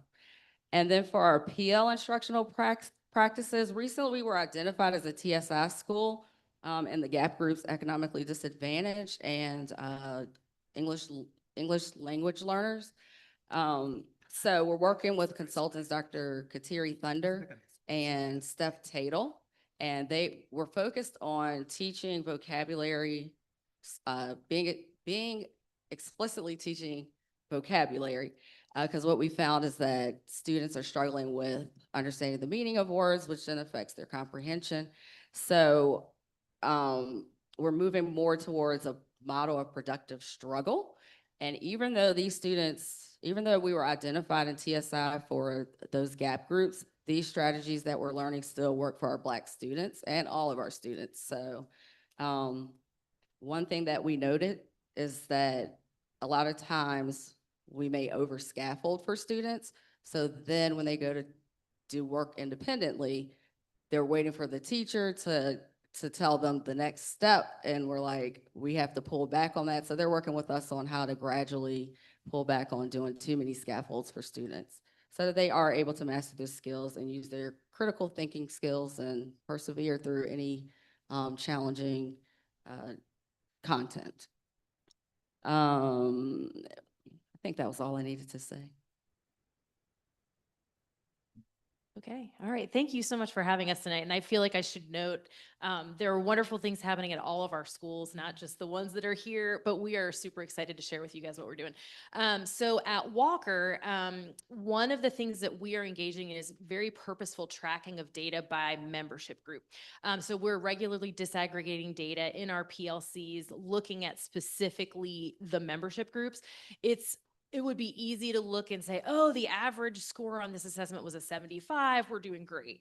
But then when you break it down by membership group and we're like, oh, actually, our Black children's average is a 45. That is not acceptable. And that is something that you can't gloss over when you are looking at the membership groups. So we're regularly looking not only at the overall test results, but then looking at each question by membership group so that we can engage in deeper discussions about what do we need to do next? What do we need to go back to? What are the adjustments that we have to make? Individual goal setting based on data. So one of our big pushes at Walker for all children this year is a focus on executive functioning, which is sort of like the brain's management system for daily life, helps us plan, it helps us goal set. And honestly, all those skills will help all of our kids be successful as they move through the school, through their school career. But part of that involves explicitly teaching students how to use a daily planner, both for short-term goals and for long-term goals. So like I'm writing in my planner, I have a social studies test on Tuesday, but I also have in my planner that I've got soccer practice on Monday night. So how and when am I backing up my study time to make sure that I'm ready for Thursday? And in addition to that daily planner piece in the daily planner, there's also an organizer to help support quarterly goal setting and reflection. If our kids don't know what their destination is, they're not going to know how to get there. And so our teachers, our instructional coaches, our specialists have worked individually with every single kid to look at their current performance and then to help students make a goal for themselves for the end of the quarter based on their current performance.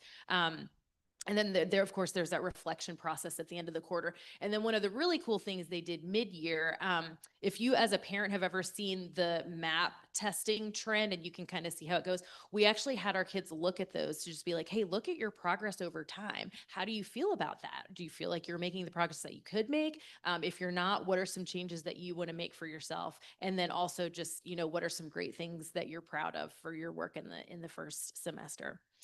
So monitoring Black student achievement, we have data dashboards in all subject areas. I think probably all of our schools do, that are regularly updated with the most recent data. So for example, Dr. Isley talked about progress monitoring of students' fluency. That's something that we're looking at for our students who are receiving tier 2 and tier 3 intervention. They're getting progress monitor every 2 weeks. And so that lets us catch things quickly if there's a backslide. And then it also lets us look and see, oh, wow, we are ready to like push, this kid's made forward motion for the last like 3 progress monitoring times. It's time to get this kid out of intervention. And so again, we look at those during PLC meetings and at our school level instructional leadership team, just so we can make timely changes to instruction and groupings and things like that. So the Student Success and Mentorship Program, this is something that we implemented newly in January. So we're still getting it off the ground and kind of working out some of the kinks. But basically, we looked at students' performance data in MAP and on their SOL tests over time. And we were specifically targeting children of color who have either been like on the bubble, like really close to passing or really close to pass advance, or if they had inconsistent results over time. So maybe they passed their 3rd and 4th grade math SOL test, but then they didn't pass their 5th. And so like, why? And so our course of action was to connect, sort of like Ms. Mickens was talking about, connect our students with another trusted adult in the building, other than their primary teachers, so that that person could regularly be supporting them in their work towards their goals. Many of our non-classroom teaching staff signed up to be a mentor to several students. And then our instructional coach sends out this like weekly thing of like, hey, this is what you're going to want to talk with your student about this week. And it basically involves, again, weekly check-ins. They're supporting them and helping them monitor their goals, and then also communicating any concerns back to the primary teaching team. So we also have a book club. Ours is optional. We are looking at Cultivating Genius by Goldie Muhammad. This was in direct response to Dr. Gurley's call to action back in August. And one of our gifted resource teachers, Miss Espo, decided she had already read this book because she's constantly reading, but she thought this would be a great book in response to the call to action for us all to look at together. So basically, the book proposes an equity framework for culturally responsive literacy that helps us as educators either teach or lead our students towards these learning goals: identity development, skill development, intellectual development, and criticality, which is developing the ability to read text to understand power, equity, and anti-oppression. So it was optional. We've had 21 staff sign up and have a book and participate. We've had 4 out of 5 book club meetings so far. And it's great to have book clubs, but like, what do you do? What's like the follow through? And so part of our book study meetings include making a commitment to a specific change that like I as an individual am going to be making based on what I've read and based on the discussions that we've had, and then coming back and reflecting on those changes at the next meeting. So we're hoping to spread that around a little bit more, but right now we've got a good core group of people doing it. And last but not least, snapshots. So many of our children did pass their, our Black children did pass their reading SOL test, but very few scored a pass advanced. And so when we looked at that data, we were like, obviously we need to change something. We have to do something differently. So enter our snapshots program. This is another brainchild of Miss Espo, one of our gifted resource teachers.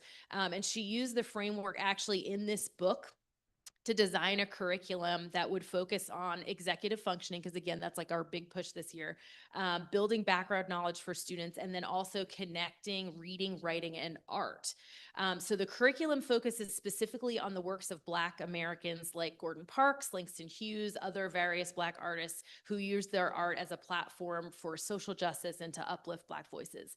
And so as you can probably imagine, our students are really engaged when they're having discussions with their peers or writing responses to questions about how hip hop can empower individuals or how hip hop can convey social or political messages. So we're trying to tap into what they're interested in. So right now, the program involves 51 of our 6th grade students, mainly students of color again, who are identified based on one or more of the following criteria: either a discrepancy between their reading map and their reading SOL score. So one of them was really high and maybe the other one wasn't on grade level. A close to passing SOL score or a close to pass advanced SOL score. So again, the goal is to get kids over that hump. It's a small group that takes place during each student's dedicated win time, so that time is already dedicated. And it actually includes almost every single student in 6th grade who has a student reading plan for comprehension. So we have students on reading plans for different readings or different aspects of literacy. Some of them might be fluency, but this is specifically with regards to comprehension. And so of the 51 students participating, 48 of them either met or exceeded their mid-year goal in either their oral reading fluency or the measure of comprehension, which is the MAIS. And so again, that's a function obviously not only of snapshots, but also of the great instruction that's happening in the classrooms, but also the coordination between Ms. Espo and those classroom teachers. So, all right, that's Walker. Thank you. I have a question. Yes, ma'am. Thank you for your presentation. Beyond hip hop, what other interests are you assuming that Black students have? So looking at, oh, I wish Miss Espo was here to talk about it because she can speak to it so much better than I can. But I know one of the things they were looking at Langston Hughes and how some of his poetry exposed things that not everyone might see, and same with Gordon Parks and some of his pictures. And so she's trying to tap into a lot of like, and I remember observing her one time, actually, one of the questions she said is like, what do you see as a student that nobody else sees?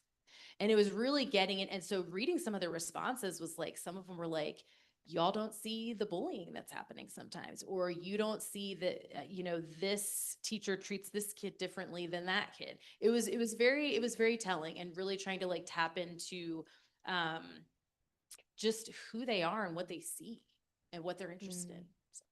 Yeah, I imagine that like they might be interested in like classical music or performing arts like theater.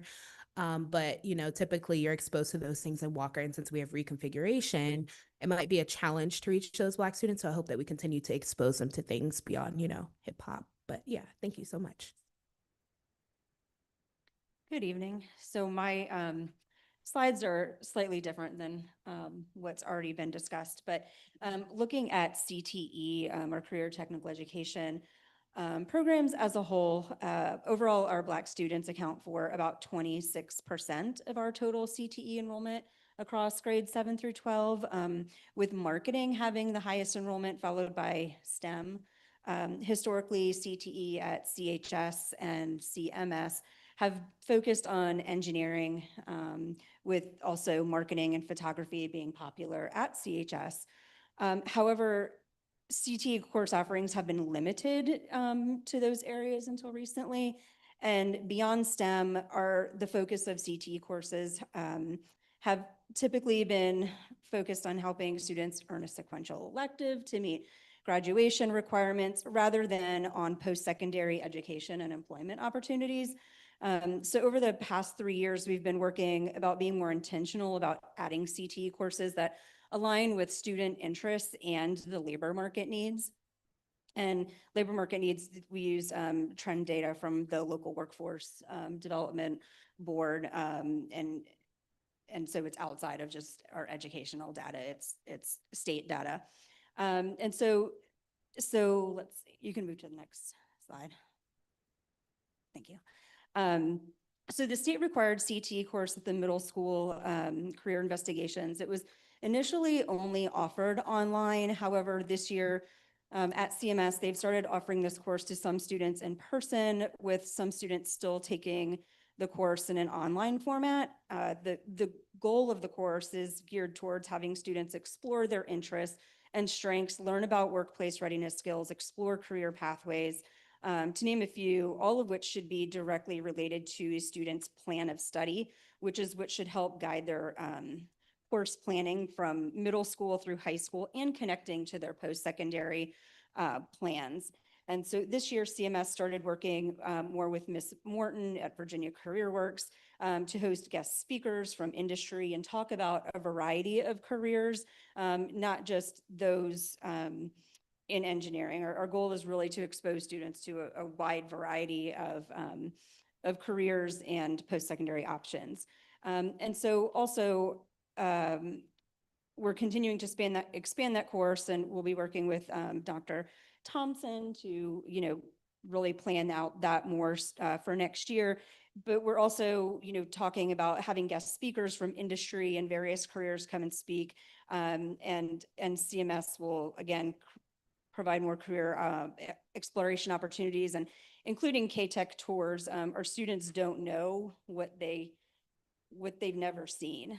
And so just getting our students into different spaces, whether that's at K-Tech or in the industries, and connecting them to those experiences. And that actually goes for our adults too. One thing we've talked about this year is the career counseling piece and how that's been a deficit. We've focused a lot on four-year college, and that's wonderful, but we also have to recognize that that's not everybody's plan. But we're really good at talking to kids about that, but we're not necessarily well-versed in talking to them about the other options that exist. And so we talked about getting some of our counselors into industry spaces so that they can see the actual work that's being done. So if a kid says, oh, I have an interest in this, then they can speak to like what that actually is, to help better guide and inform students. So that's kind of what we're the gist of it. But and finally, at the middle school, we did get a Go Virginia grant, and students will have access to 9 hands-on modules that will be embedded into the curricula that preview real-world careers, giving students the opportunity to try different career paths while learning some of the required technical skills. And again, it's beyond just engineering. We're looking at different areas in technology and IT, and the list goes on. But there are really high demand fields that, we need to just be exposing our students to, because it's always been like engineering or bust in a lot of ways. And we know that there's more to that, and our local workforce data shows that, there are many careers in technology that are not just engineering.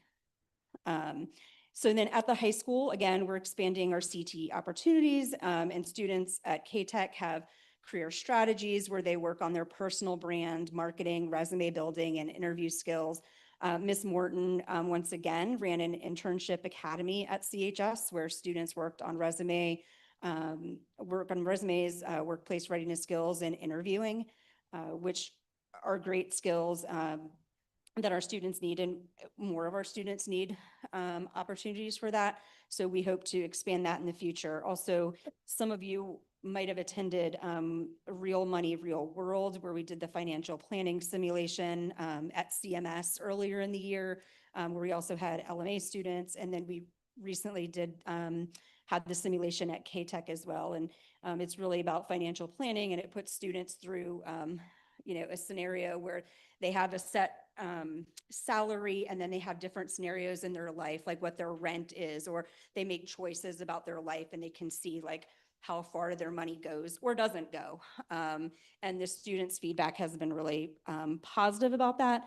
But what we do see is that even in those scenarios, we do have deficits in terms of like how our students, like how they're using math to figure that out, or follow through with workplace readiness skills. Like, are we preparing our students to enter that next phase of life, whether that's enlistment, employment, or enrollment? So ultimately, like, we're looking to expand our partnerships that are meaningful and sustainable, and creating more relevant pathways aligned to our students' interests and industry needs, and preparing young people for their futures. So like Dr. Thompson said, if students don't know their destination, they won't know how to get there. And we're trying to help them create a path, which involves all of us at all the different levels. Any questions? Dr. Heltz, can you remind us how many credit hours they have to have successfully completed to go to K-Tech? So that is something we talked about last night at our advisory meeting, in that sometimes our students, actually, I wouldn't say sometimes, a lot of times, if our students are falling behind academically, they don't have that opportunity because it takes 3 or 4 periods out of their day. So if you're to attend K-Tech, because they're half-day programs. And so, I think this is where they at least have to be on pretty much on track.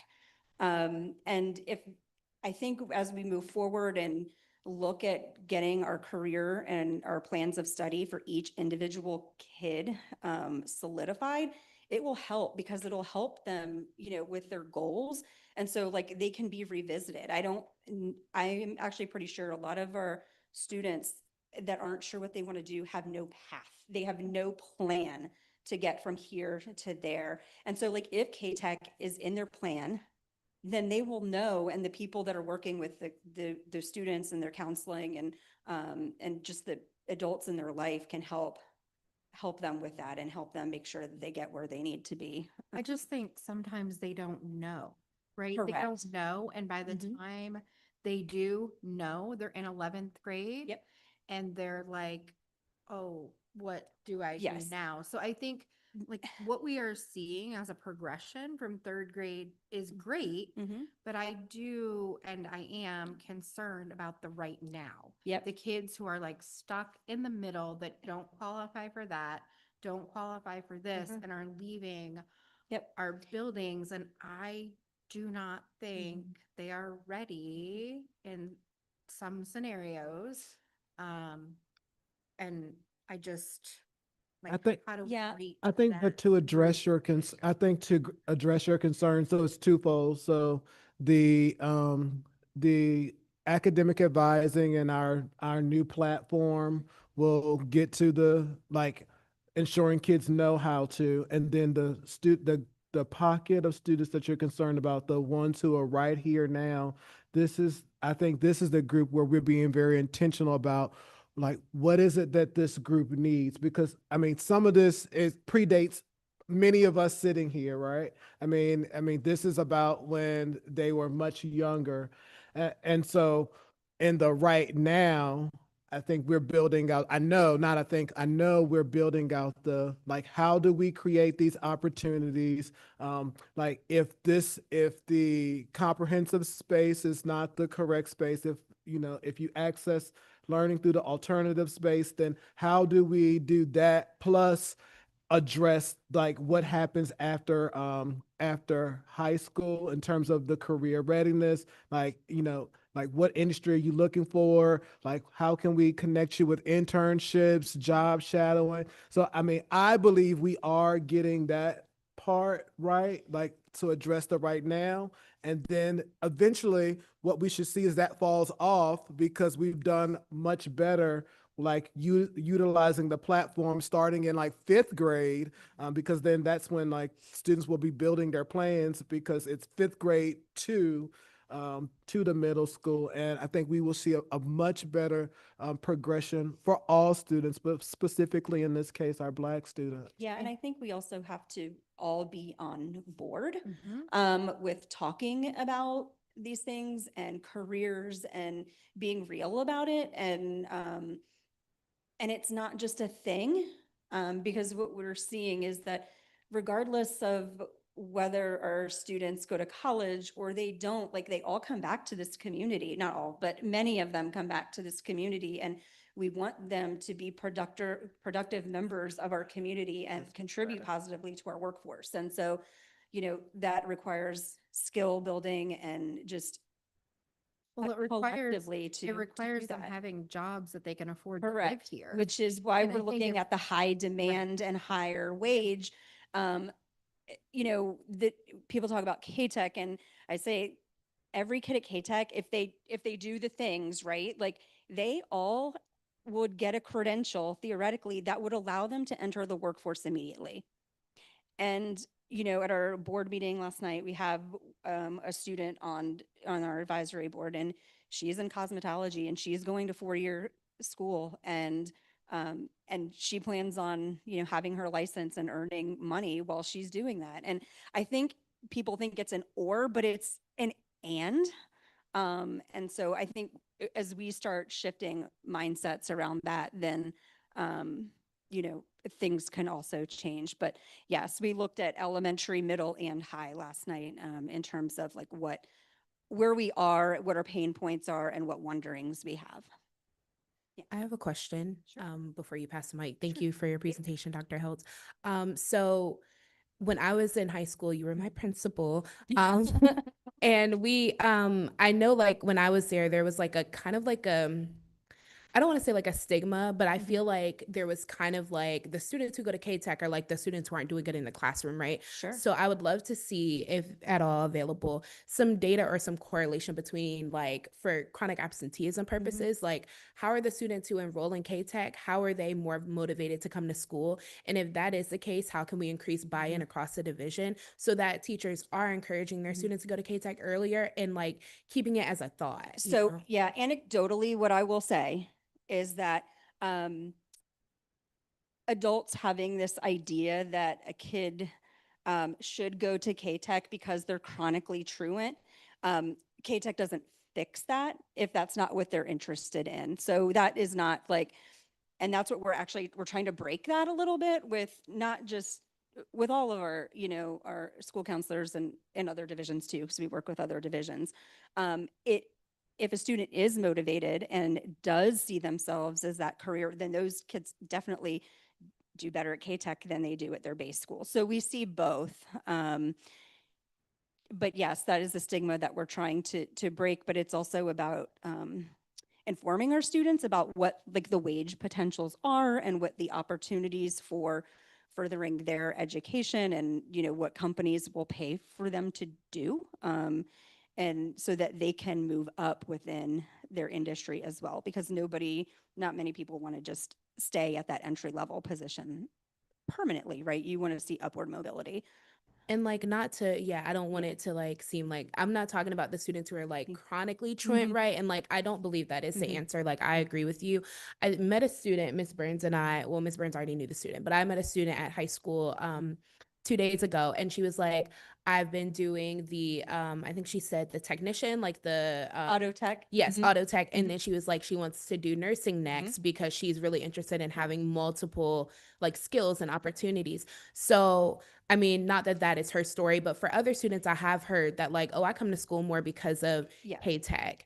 And I just, I was a part of the AVID program, like starting in Walker and then through Buford. So I'm wondering if we could have something similar that's getting students who are like career bound. I know Yeah. that's what y'all were discussing kind of, but like, what does that look like in a formalized way? Yes, no, I appreciate that. And that student actually is one of our SCA members. And, when we have tours and student groups come, our students lead them because our kids want to hear from other kids about what they do in the programs. And that student in particular, yes, like they've communicated that, yes, I'm in auto, but I want to do nursing next year. And it's like, okay. And so I think we do need to use our students more as ambassadors and be the ones to spread,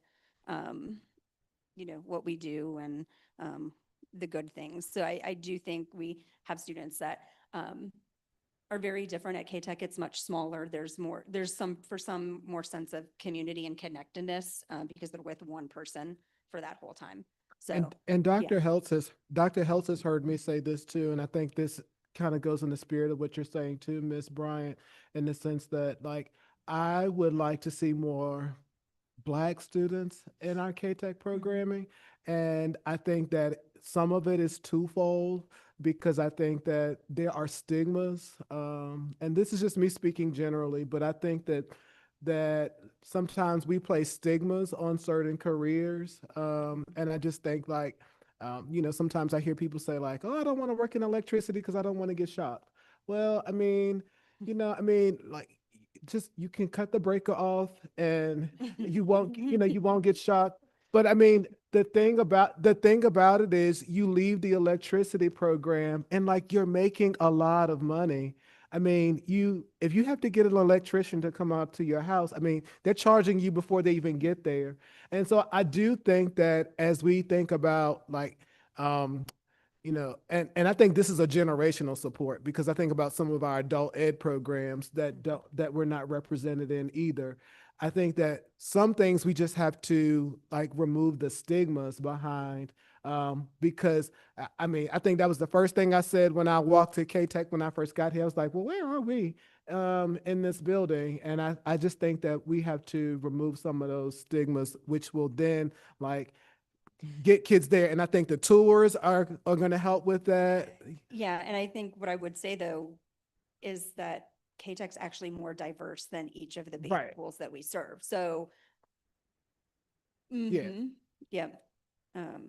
So I think that's something to note too. And remind me, when does the LPN program like fully come online? So we are hoping for next year. We have an application submitted to the Board of Nursing. And so I think they have 60 days to respond to us to do a site visit. So we've already submitted and paid for the application with the Board of Nursing. So between that and a pending program request with the Virginia Department of Education was submitted in December, but I haven't heard back for that.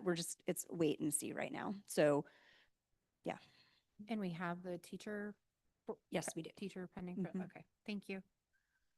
And so as they're in high school, like as they're choosing their program, is that a pending option or how are they? So, yeah, so given that with our current MOU with Albemarle and how we would have to divvy up slots, we would have the CHS would have about 3 to 5 slots in LPN, but we would only have 15 students in that program at a time. However, the good news is regardless with our CNA program moving only to 1 semester next year, our students will also get another credential as a patient care technician, which in and of itself has a higher wage potential than a CNA. And we've really talked about our students wanting to be more than CNAs, if that's what they want to do. Like, that's a great entry point, but like, that's also not going to earn you a living wage here. And so, getting the PCT, the PN, and then they have that bridge to the RN program, even if it's just, even if that's at PVCC. So, thank you. Yes.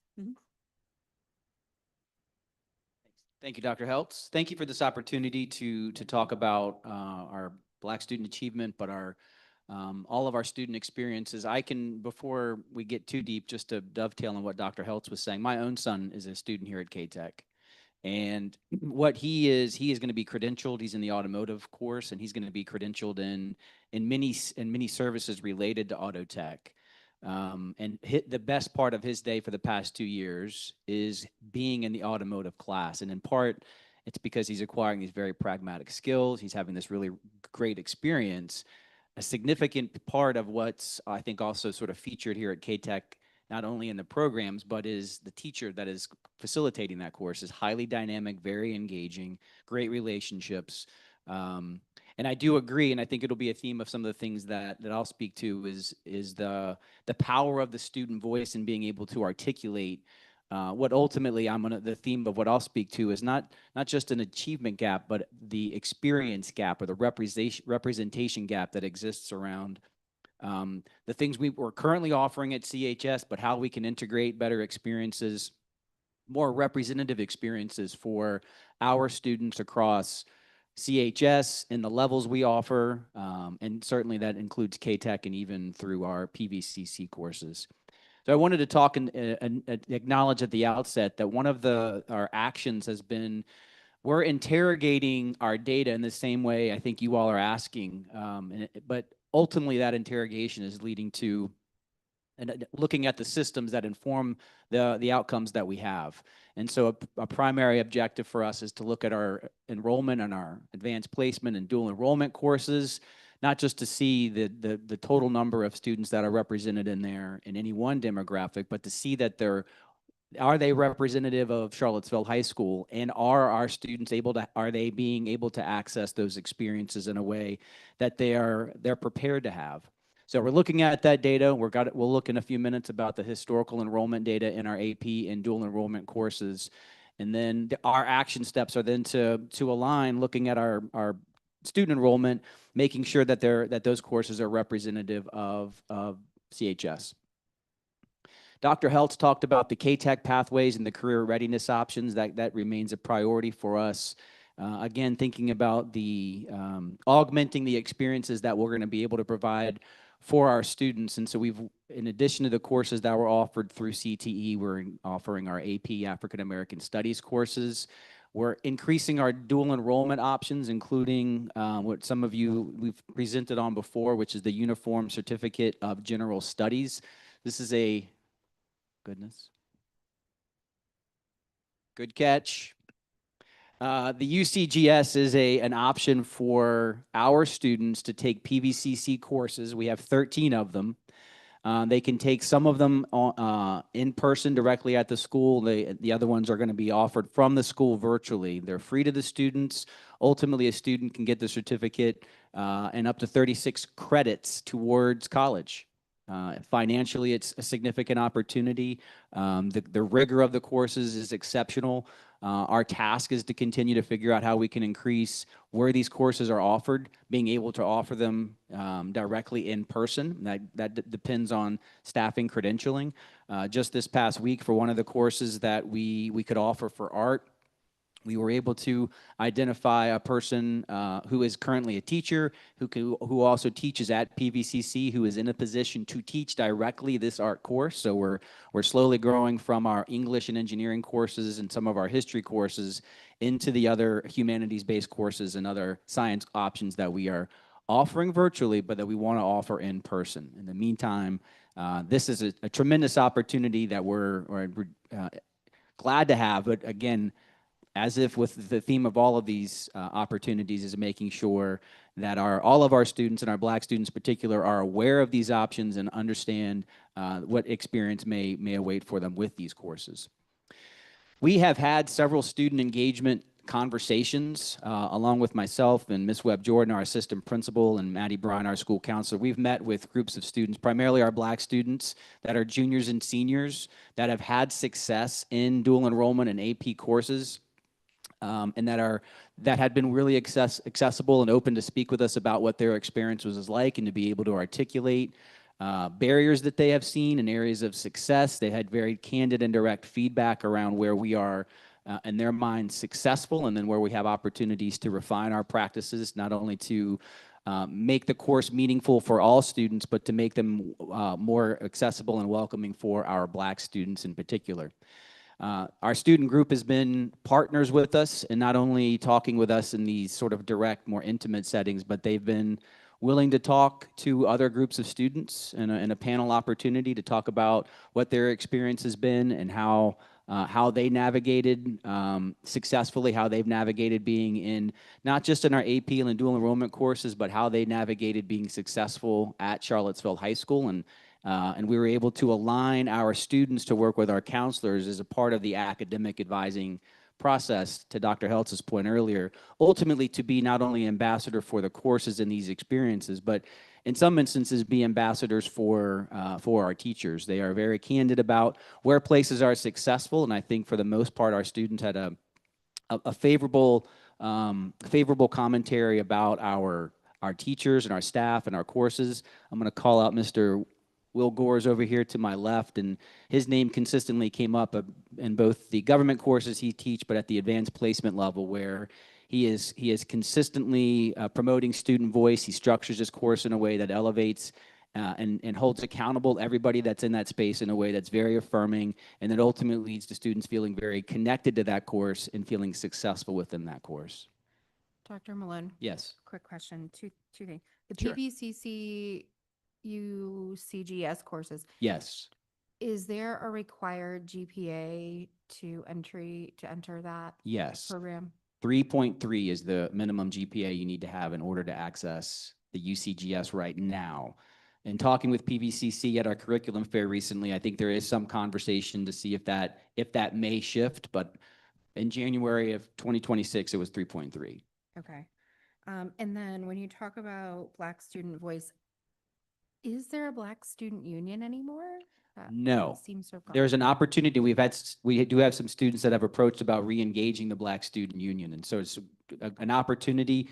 I don't know when it shifted specifically, but we do have students that are eager to help re-engage the Black Student Union. I just know as Ms. Bryant and I are trying to recruit students for the student positions on the school board and on the Parks and Rec Advisory Board, we've had good success just with Mr. Rod and like the general student union. But I think if we're looking to increase diversity in both of those spaces, if that like was a pathway, that just, I don't know. Absolutely. Yeah. If we can help in any way with the students we've spoken with, I'd be happy to. We could, I would certainly imagine the students that you've spoken with are students that I've also spoken with Probably. about this opportunity. So Thank you. thank you. So what did happen to the Black Student Union, Dr. Gurley? Do you know? I can't speak directly to it because I'm not in the building, but I believe the last time, and I wish Miss Brown was here. I think the last time that I remember it being here is when your sisters were here.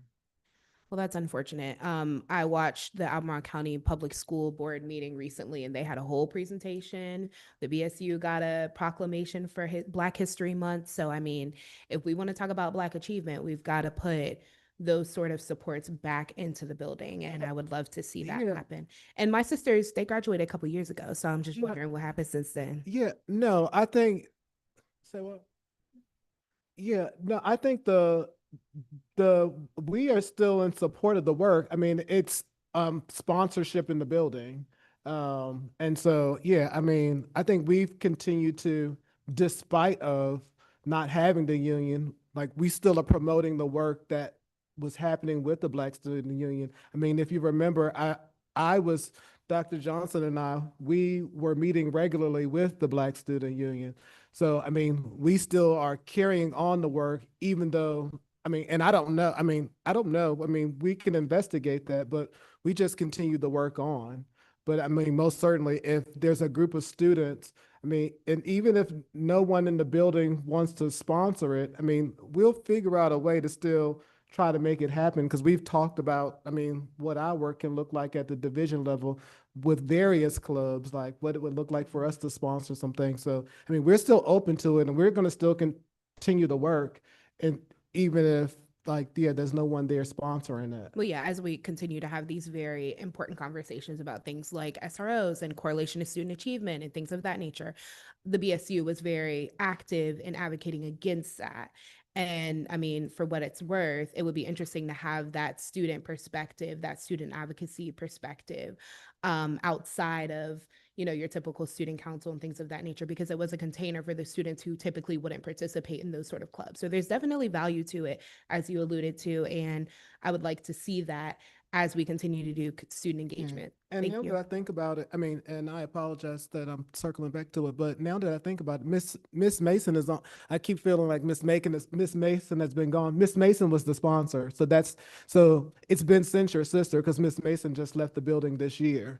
So I imagine that the reason why we don't see the Black Student Union this school year is because of Miss Mason. Because I'm just now it's all hitting me that we've been doing this work. So why is it not happening? Currently, it's probably because Miss Mason is at K-Tech, but we're still doing that work. Yes. I think Ms. Brown probably be the closest to the conversation, but I don't think it was a lack of adult sponsorship. I think it was a student-led conversation. I recall having a conversation with Ms. Mason. I don't want to speak on her behalf about it rolling on in the leadership around the BSU. And so I think it's been a couple of years removed, but I think Ms. Mason and Ms. Brown probably have the best insight onto what happened. That's my vague memory about it rolling over and having a leadership of interest. Yeah, I mean, we had BSA from UVA that helped us to establish it. So we had that, we had professors from UVA, but Right. I do know that there are a lot more barriers now to get community folks in the building than there were when I was in 9th grade. So I think we should also think about that too, how we're reaching out to the community. And I'm sure you're doing that work already. You did a lot of groundwork in establishing a lot of good work around it. And I believe that people saw your leadership and the work that you did to establish it. I don't know that it, after you and your sisters transition, that it had that same traction around leadership from students. So we could definitely look and see what needs to happen. I'm confident we can re-engage it and can prioritize that once we're back in school. I have a really quick question. In reference to night school and LMA, are those numbers tied into the numbers for Charlottesville City Schools? And if so, is it a way to pull out and look at that data? He's about the dual enrollment. Dual enrollment. That's happening at CHS. That does not happen at LMA, and that's because of licensure. I mean, if students are selecting to do like that pathway, then they're primarily electing to stay at CHS because that requires, so like, for instance, the dual enrollment requires the teacher to have at least 18 graduate hours and a master's degree in that specific content area. So, I mean, that's not something that's, you know, with there only being 4 core teachers at LMA, to do that would probably be virtually impossible to replicate at LMA. Since students can self-select to go to LMA, is there an opportunity that they could take some of those classes and be like transported to Charlottesville High School? We have had students, I know, like, just thinking off the top of my head, I think the student was taking Mandarin or taking Latin. I can't remember which subject she was taking last year, but we have transported students back when it's appropriate for that student. So if there's nothing that's of conflict over at the high school, we've been very flexible about, you know, working back and forth with the high school. But I mean, to be able to, like, if a student said, I want to go to LMA, but then I want to do the UCGS, I mean, that would be, I mean, they would probably just need to stay at the high school because you would be driving them. They would either be there all day or you'd be driving them back and forth several times a day.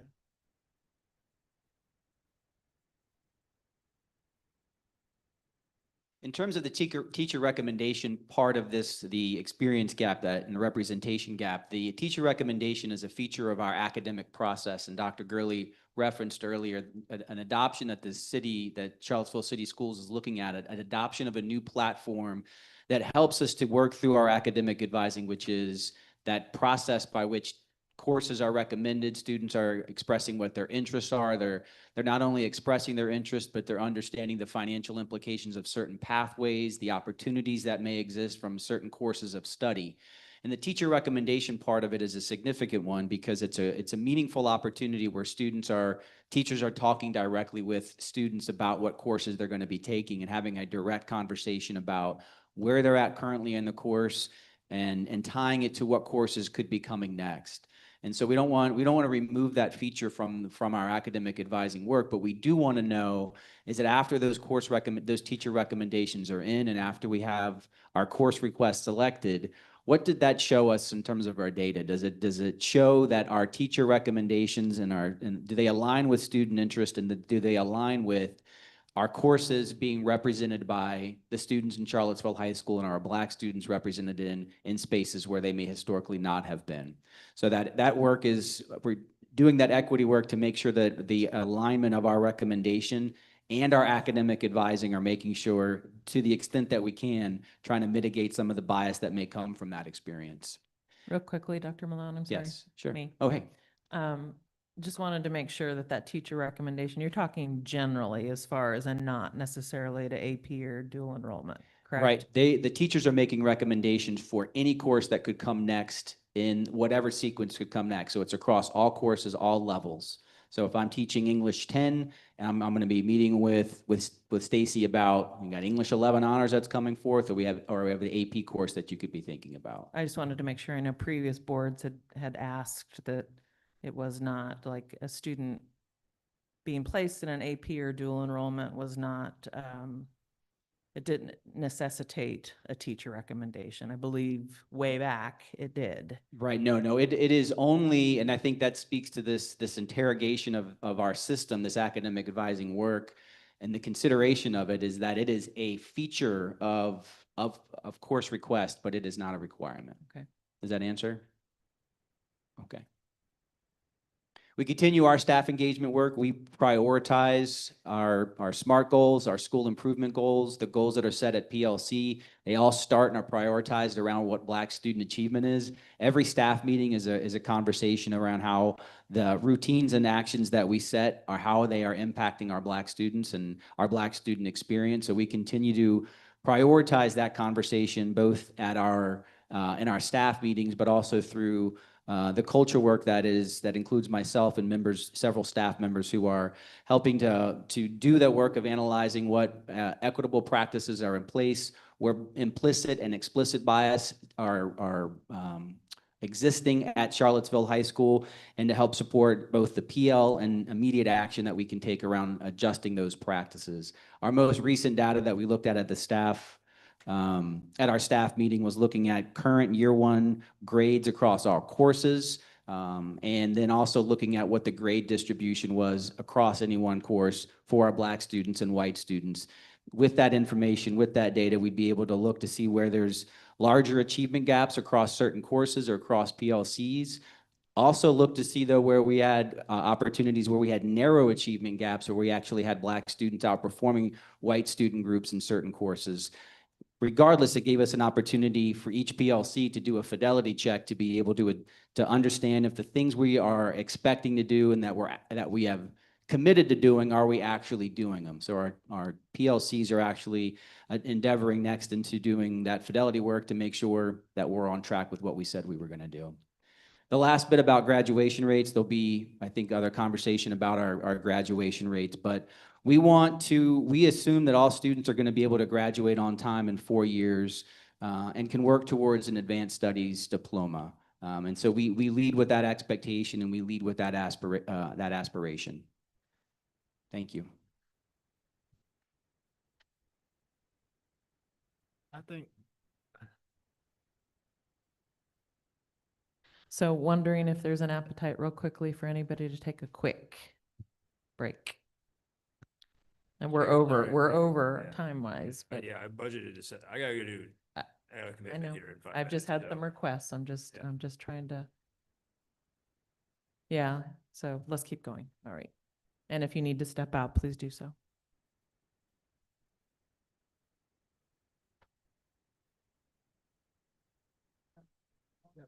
Okay. All right, so just to talk about the APDE enrollment, so as Dr. Gurley mentioned at the beginning of the presentation, we've seen an 11% decrease in our overall Black student enrollment. And so at the high school, since 22-23, we have seen a 17% decrease in the Black student enrollment at the high school. And so during that same period, Black student enrollment in the APDE courses has decreased by 22%. So going from 77 students to 60 students enrolled this current year. And so, this just kind of provides important context as we continue to review participation trends. But it is important to note that on average, of those 60 students that are enrolled in AP and or a DE course, they're taking 3 or more courses. So of the 60, they're averaging about 3 or more courses that they're enrolled in. AP and or DE courses, yeah. So on average, there were very few that were actually just enrolled in like one. But as Dr. Malone mentioned earlier, the high school is taking targeted steps to increase this enrollment and ensure that all students have access to these advanced courses. And when we look at because I met with Ann Skipper the other day, and like when we were looking at the current APDE registrations for next school year, we are seeing that more of our Black students have registered for AP and or DE courses next year. And I know we have some more offerings next year. So I don't know if Dr. Malone, if you wanted to share anything more about that, but we are seeing an uptick in current registrations for next year. But not only are we seeing an uptick right now, at least in terms of the course requests, but that we're also in a position of campaigning and promoting for example, what the UCGS options might be and talking about new courses. And so I anticipate between now and the beginning of the year, we'll continue, not only will we continue to see an increased enrollment, but even once we have the course requests loaded in and we have the students that are considering AP and dual enrollment courses, we can look to see who's not recommended for AP and dual enrollment or who has selected to not be an AP and dual enrollment. And we can re-engage those students to understand what opportunity may exist. So we have, I think, at least 3 different scenarios where we can be able to, I think, continue to support both an increased enrollment, but also increased representation. Thank you. So this graph represents the percentage of AP students who demonstrated college level proficiency by scoring a 3 or higher on the AP exam. So this data was pulled from College Board, which they consider course completion for college credit being a 3 or higher. And so you can see for all our student groups, but our Black student group, about 50% that were enrolled last year scored a 3 or higher on the AP exam. However, when we, again, working with Ann Skipper to look at course grades and those that completed like successfully an AP or DE course, not the exam, but looking at course grades for last year, the percentage of Black students passing the course is much higher, about 80%. And I think that's important because I think we see this trend across all groups that some, students take students take AP courses for various reasons. Boost GPA.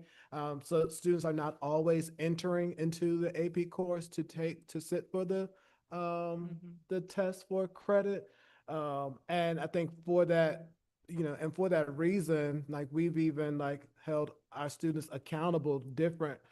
So like if you're going to say you're going to sit for the test, then we're going to hold you accountable for sitting for the test because we're paying for that up front. I have a question. If this is out of order, Chair, please let me know, but is there a possibility that we can continue this conversation at another time? Like I think it's valuable. I don't think we should be rushing through it. And it seems like people are ready to go. And I understand that everyone has things to do.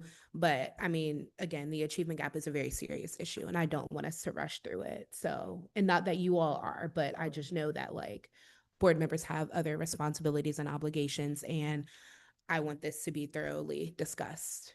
No, I appreciate that question because there is I think, important information that remains, and so I'll leave that up to, I guess we can do just a thumbs up or thumbs down, and then Dr. Gurley and I can talk about it, or what are your thoughts Yeah. there? And we didn't know there was a start and stop. I mean, we were It just, seems like some people thought there was, so maybe we should. I think just the calendar said 5 to 7:30, so. I think it might be best to just stop it and then continue it at another time where we're gonna have full attention and Got it. yeah. Absolutely. Yeah. Yeah, that's what I'm saying. Stop it And here, we take have- public comment and then. So Board Chair, I would move that we table the remainder of the presentation at slide 41 to be revisited at another time at a date that's mutually agreeable to everyone and Dr. Gurley's team. And Second. move on with the remainder of our agenda. Second. So we have a motion and a second. Discussion from anybody else? Richardson's gone. and I think I would need some clarification as we move forward, because, I mean, I don't know. I don't know if that's a placeholder for what we need to plan for, but I mean, I think I was kind of under the impression like our school board meetings don't have an end time. I don't think so either. And I would like to keep going, but I just want, I mean, if there isn't going to be full engagement, like I said, then Yes, I think ma'am. we need to table it Yes, because ma'am. there seems to be a little bit of like, people are ready to go. So, and if that's the case, we should table it so that it can get its full attention. All right, so any other discussion or comments, board members? Mr. Meyer? I'm fine. Fine with what? No, I definitely want to have the conversation. I think, I want to have a policy discussion. We haven't talked about any policy changes here. I want us to have time to us discuss things, and we've talked about retention policy. We've talked about ed tech. How does this all fit into all this? All right. So, I mean, I think, yeah, let's have some conversations, but I'd like the conversation to be in the presentations to be, a little bit more structured in the future so that we. So are you okay with? So that we can So have those, are you? we provide feedback rather than just receiving information, if that makes sense, so. And I think that's what a work session would be. There's just a lot of information to get through right now. So my question to you and to the rest of the board is, do we want to pause this right now and find another date to continue, or to continue at this point? So we've got the motion and the second. Yeah. So, and I opened it up for discussion, so.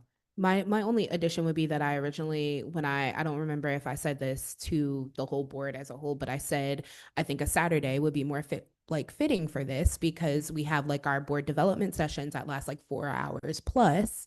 And this is a topic that probably is better suited in that type of format, because I mean, I know everyone's getting off of work, like I'm aware of all of that. But again, we're talking about an achievement gap and Black achievement issues that have existed for decades. So with that in mind, we need proper time and we need everyone to budget whatever time it's going to take to discuss that without any restrictions, in my opinion. Totally agree. So we'll figure out, we can poll, but I just wanted to make sure. Any other discussion or comments? Ms. Cooper? No comments. Okay, Ms. Dooley? All right, so again, the motion was to pause here and then we will pick this up once we figure out a date and time. Thank you. So all in favor? Aye. Aye. Aye. Chris, were you and I? I'm sorry. Yes, I want to have further discussion Okay. on this. Right. So we're going to pause that, but I would like to offer the opportunity for public comment. I believe we have a couple of people online. And I don't know if they're available. Their work session wrap up first, Ms. Swin. Nothing, I don't think, at this point. Okay, all right, Ms. Hudson. So state your name. You got 3 minutes, please.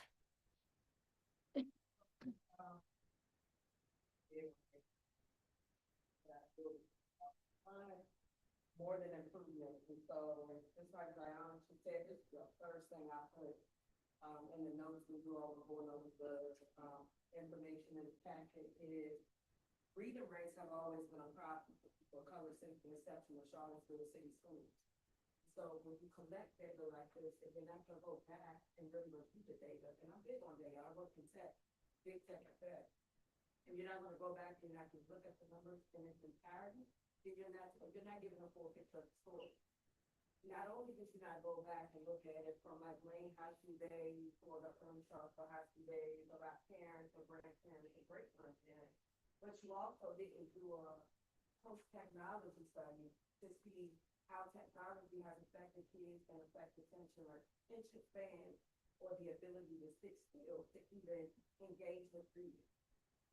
Nor did you do a study on what materials were being read, because I've heard everything up here, and even from the principal behind me, except what are these children reading?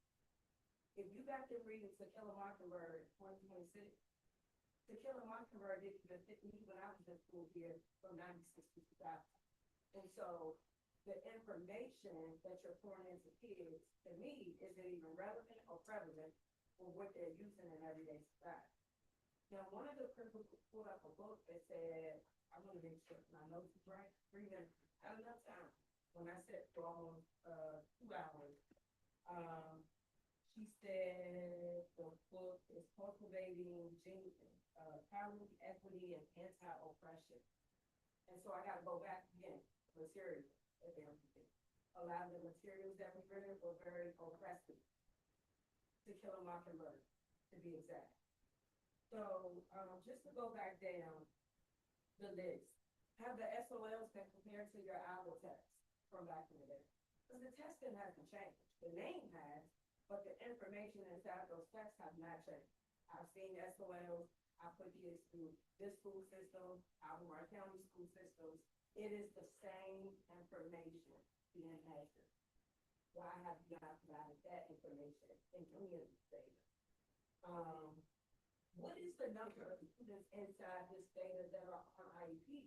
That's something else that wasn't met. When you talk about kids struggling with reading, what is the percentage of those children on IEPs? Because I can assure you, as someone that is a parent advocate for students and the family members of their kids being represented on IEP, you are not meeting the benchmark. These kids' IEPs are not increasing. This is why I'm not big on data, because you can manipulate the data. Data can be manipulated by any human being, So anyone that's on an IEP that's inside any of this information that you're saying that's failed within these reading numbers, what have their IEP shown that they either excelled or not excelled in however many years they've been on those IEPs? And I have 4, but you only get 3 minutes, so thank you. Thank you. Anybody else in here like to make comment? Anybody online?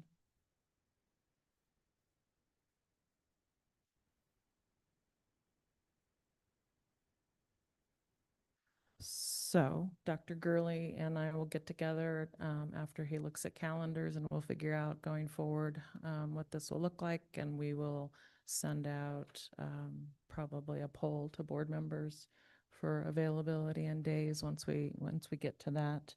I do want to thank everybody who presented and for the data, and I do look forward to hearing the rest. So with that, when is our next meeting?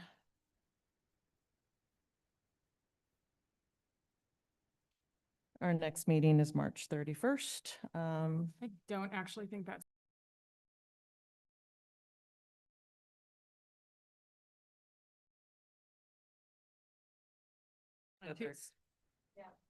Because of the holiday. Yeah, it is. All right, that's it.